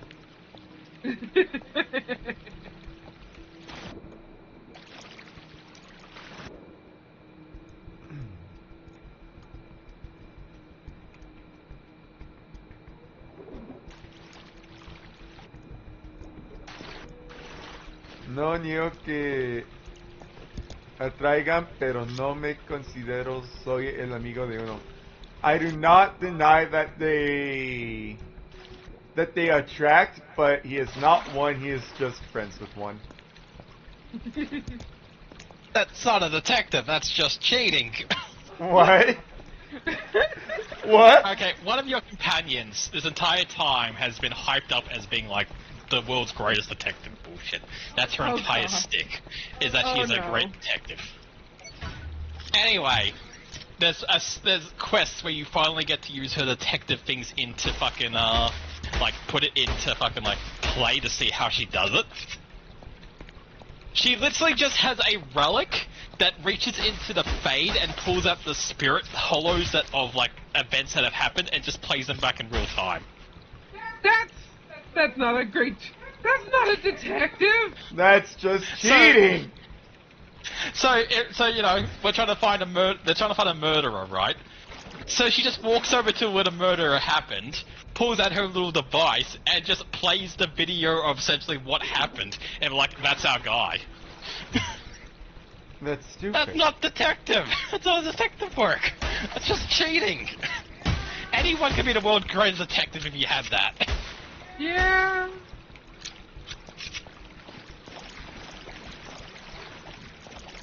That's not being a actually, hang on. I was gonna say that's not being a detective, but according to Pathfinder, if you're a level 20 detective, that's exactly how it plays out. No, that's different. Because they explain everything in the room, down to the minute details. It doesn't make the the DM doesn't literally tell you, oh, this is who did it.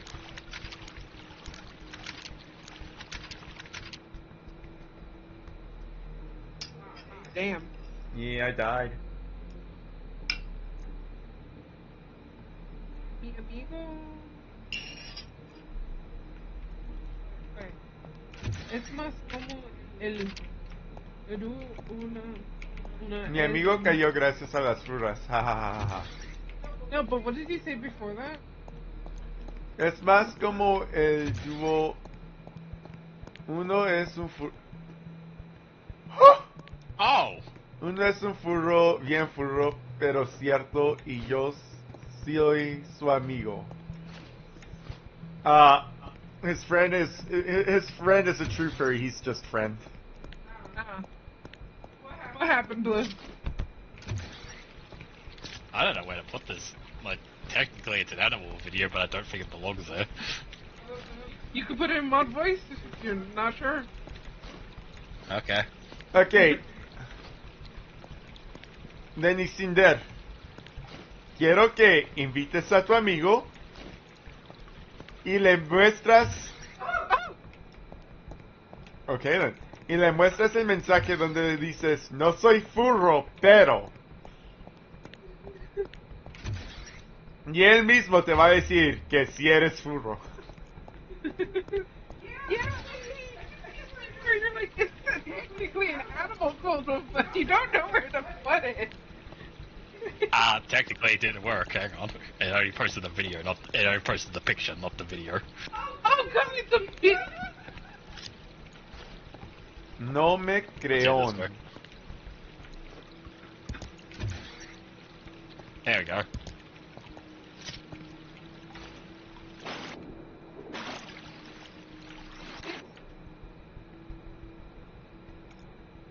¿Acaso te trataste de decir que no te creen?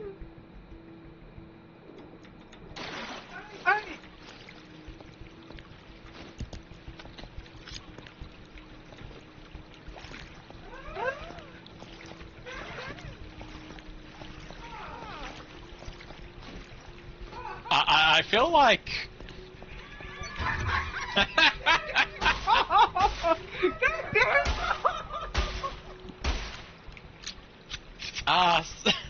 I feel, speaking of that though, I do feel like that buck has kind of won in life. Like, I don't think anyone would ever challenge him again.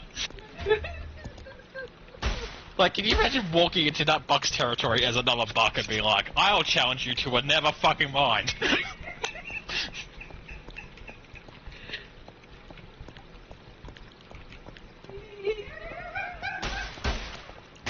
Like, holy shit!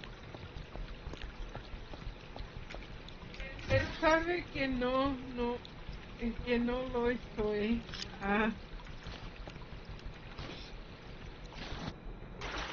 Por supuesto que no lo eres, por supuesto. We're just teasing, though.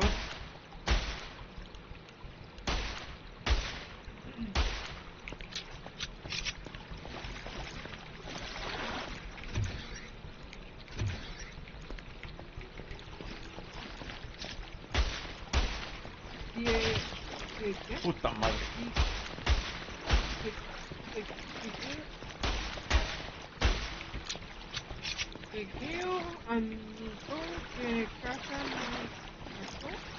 He's admitting that he is almost a furry.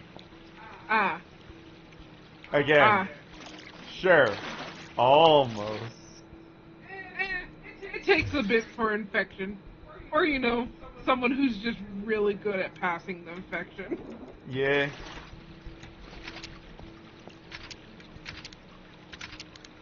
Like anything, you can infect anyone. Yup. Pero luego vi el lado de la comunidad más oscuro y me la pensé. You know what? There! What? He looked at so he's like, I was thinking of being a furry, but then I saw the community and went, Yeah, okay, that's fair.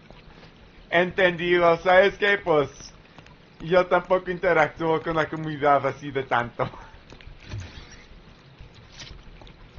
Muy superficial acá.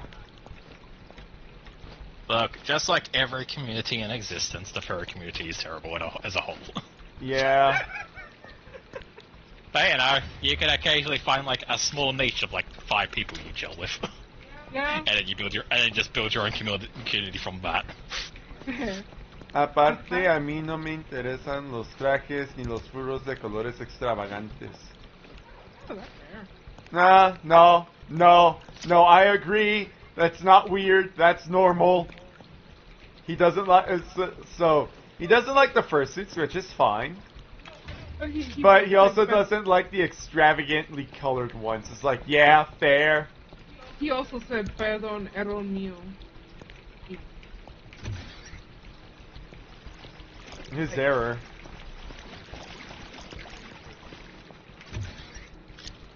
I understand it. There's sometimes where there's some where it's like, No tengo nada contra ustedes. Son muy agradables. Pues, el punto que yo tengo específicamente es que no trato de ser desagradable, pero tampoco trato de ser tan acá que se lleva a la gente a cara que trae este güey.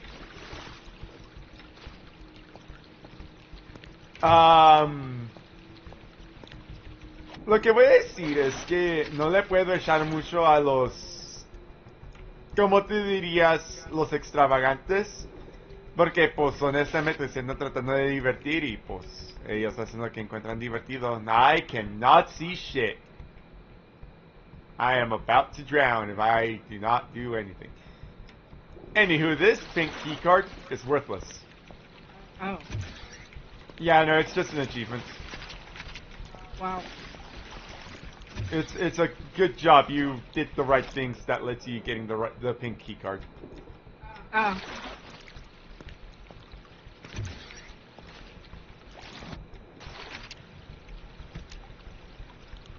That one.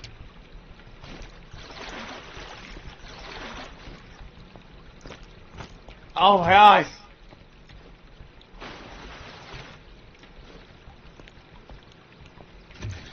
Oh god, I see what you meant. Oh, my eyes.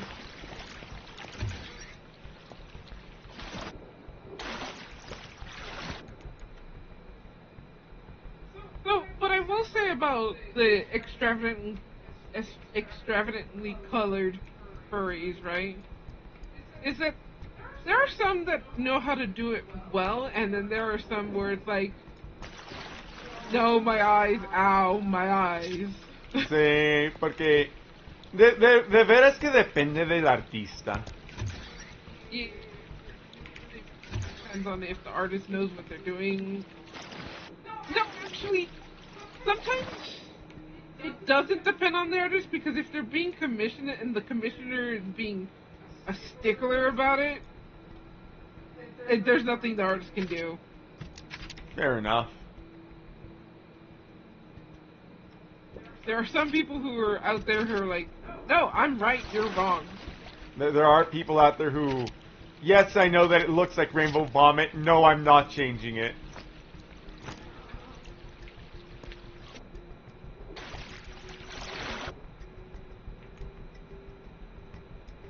I think it also depends on like the sometimes I would say it's age and experience with colors, because sometimes you want something to like really pop out and stick out, so you make it the brightest version it can be. However, you can still make it bright or like pop out if you essentially tone down the other colors as well as it to a certain degree, and it'll still work. Yeah. I mean, It's just, I would say that right now, the characters that we have on display would technically fall under the category of extravagant colors. yeah. But you know, you did such a good job with it that it doesn't feel like that. So there's one thing I remember is what I did for all of the Digimon at the time. Is that I stole their colors from an animated music video. Fair. I stole the color palette, essentially. Now some of them are slightly modified, but I tried to keep it within the same ballpark.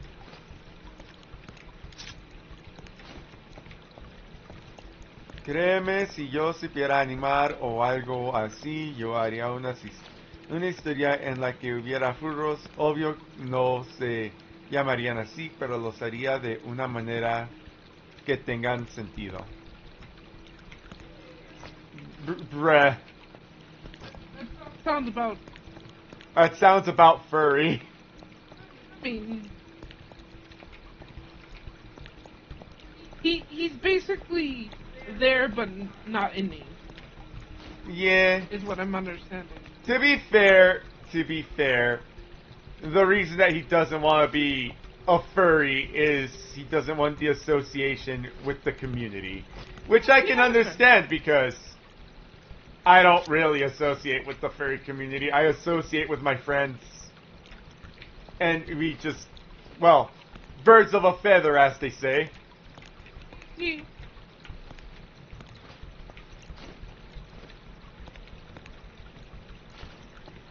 I think I probably associate with the community more than most of them. I think maybe, but that's because I'm on our commission. You know, I do a job.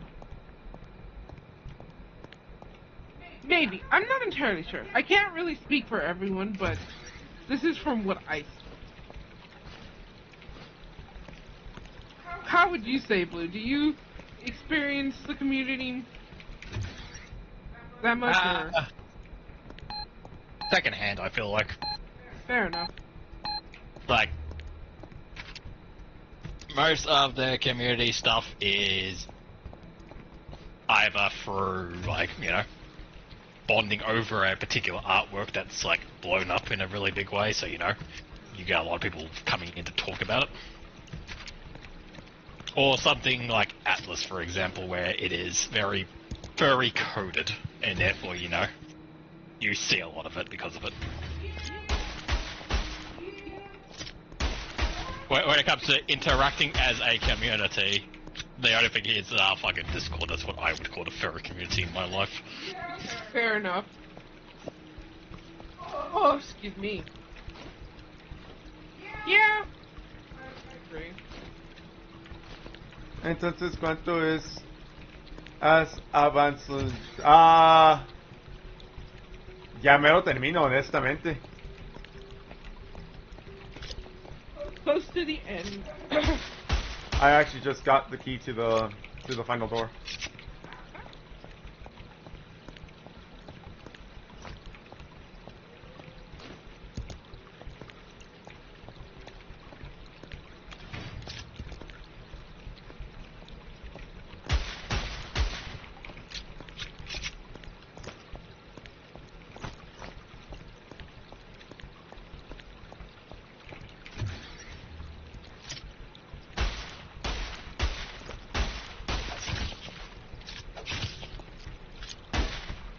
Good doggy.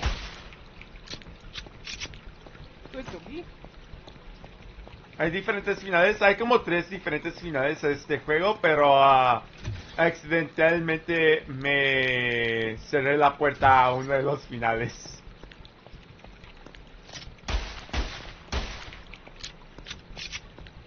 Así que nomás voy a ir al final que puedo acceder y... ¡Tada! Se acabó.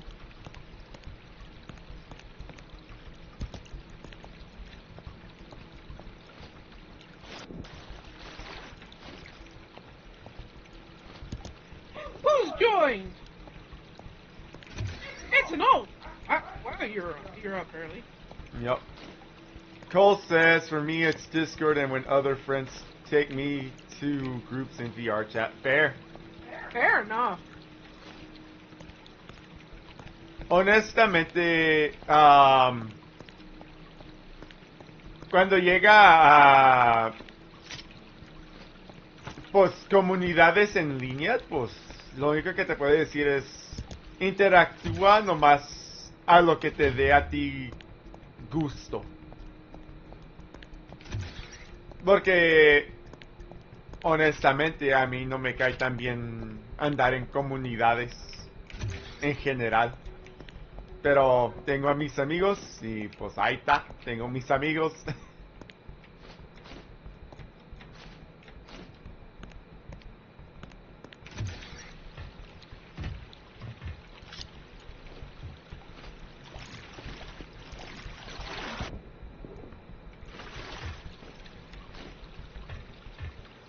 Persona, socially, blah, blah, blah, blah, blah, blah, blah. Yeah. Entendí todo lo que dijeron. That's good, that's good. No sé cuánto conoces el inglés, así que pues por eso ando actuando como traducidor en forma corta.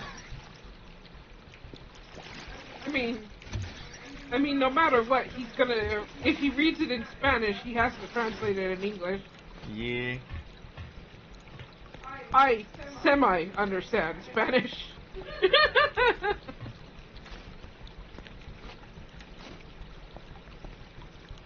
And I don't know how much Spanish Blue understands, but I imagine it's a little less than I do.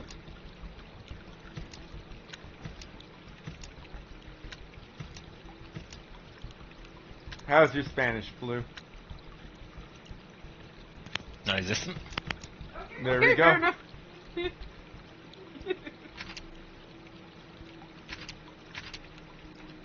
Oh, I see a cannon. I'm gonna go bother him.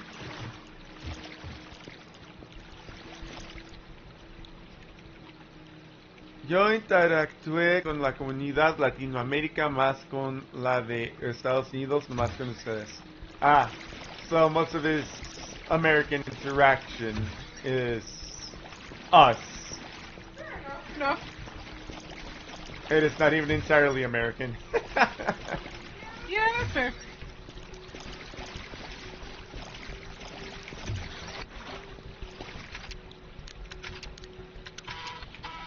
Bother the kitty cat. I have a feeling he wants to groom himself, but he realized that I touched his head.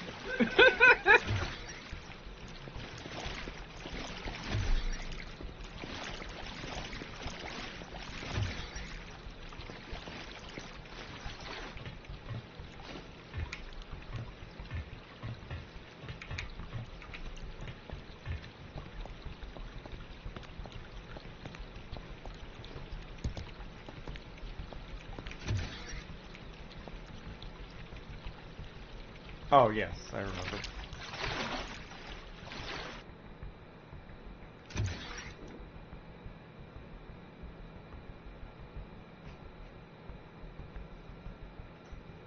I gave kitty cat a love. Yeah.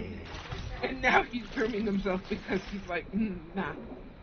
Mom touched me. Gross. To be fair, he's just like that whenever anything touches him. Oh yeah, no, I know. He's super, vain. But it's a good sign, honestly. You know why? Because it means that he's healthy enough to be a vain piece of shit. It means he has the energy to groom himself.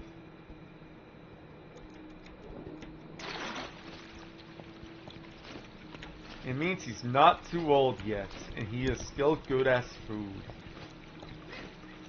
Not as food, no!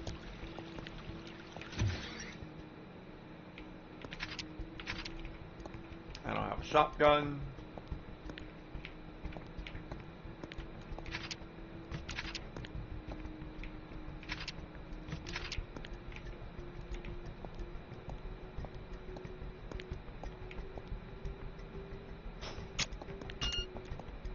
Drop a mine here. Drop a mine there. Ah, my arm! Drop a mine there. Drop a mine there.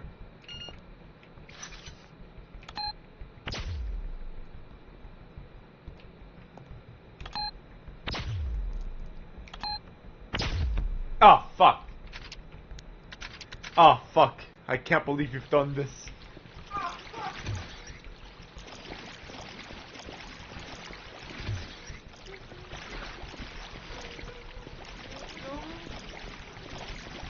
No, it's the same thing you said last time. Yee.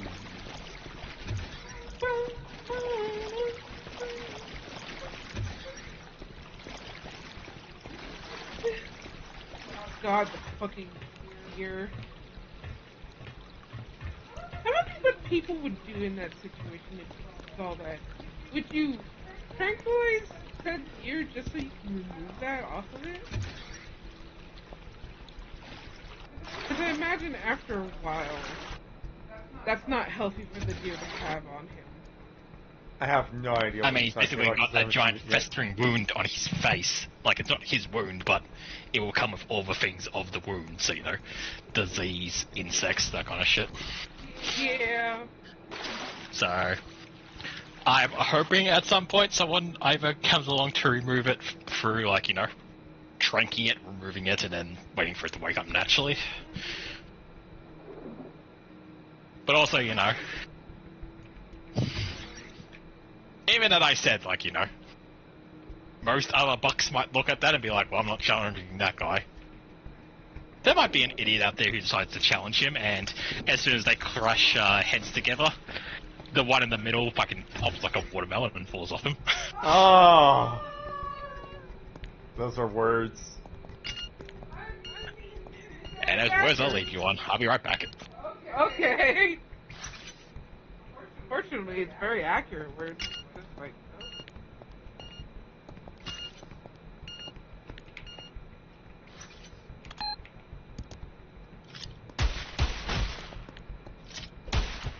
Piece of shit.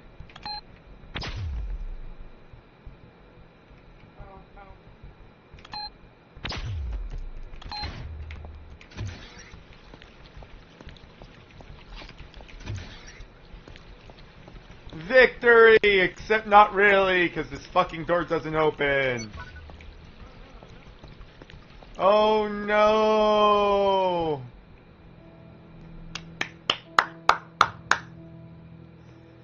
crap. Oh, is this the ending? Yeah, that's the ending. The ending is trapped. So the three endings are: you get trapped, you take over the facility, or you leave the facility without a master because it's suicide with the previous master, which was a different Haydee unit.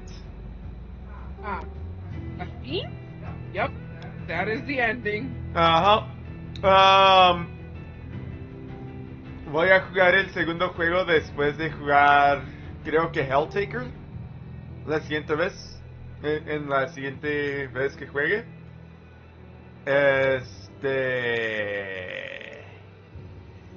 Voy a You jugar. have to. What? Do you think that Helltaker will take an entire 4 hours, or are you gonna do that one as a? I don't think that one's gonna take 4 hours. I'll be honest. Is that one gonna be a short? Yeah, it'll be a short stream. Give everyone some time to rest. Fair enough. All right, then I'll start preparing. And then it'll be Haydee 2, and then it'll be Awaria, and then it'll be Haydee 3. Who knows? Maybe I'll play Haydee 1 again and not fuck myself over by, you know, and not block off the other two endings. Or who knows? Maybe I'll. Actually, no. I will do Haydee 2, then I'll do Haydee 1 again, trying to get the two endings that were in the black section as opposed to the blue section, so that I can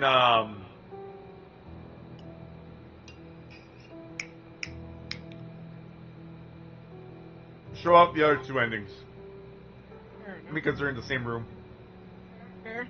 And, you know, I won't soft lock myself that time. Fair.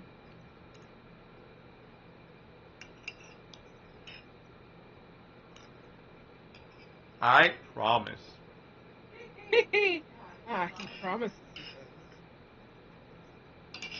Hmm. Also, I realized that there are only meant to be 2 orange keys, which I think is a major oversight, but both orange keys... So basically, well, not orange key, but the yellow key. There are supposed to be 2 yellow keys. One of them leads to the ending in black section. The other one leads to the ending in blue section. But the thing that makes it really easy to soft lock yourself is that it is also a key needed to open that one weapon locker. So basically you have to know what you're going to do with the key ahead of time. I think. I might be wrong. Either that or there are 3 yellow keys and I somehow went through the entire game and missed the 3rd one. Which, you know, not impossible. Fair. After all, there are supposed to be 3 electrical plugs and I only found 2. So. Ha ha ha ha ha ha ha ha. Fair. Alright, chat. Bye. Yeah. Hasta luego.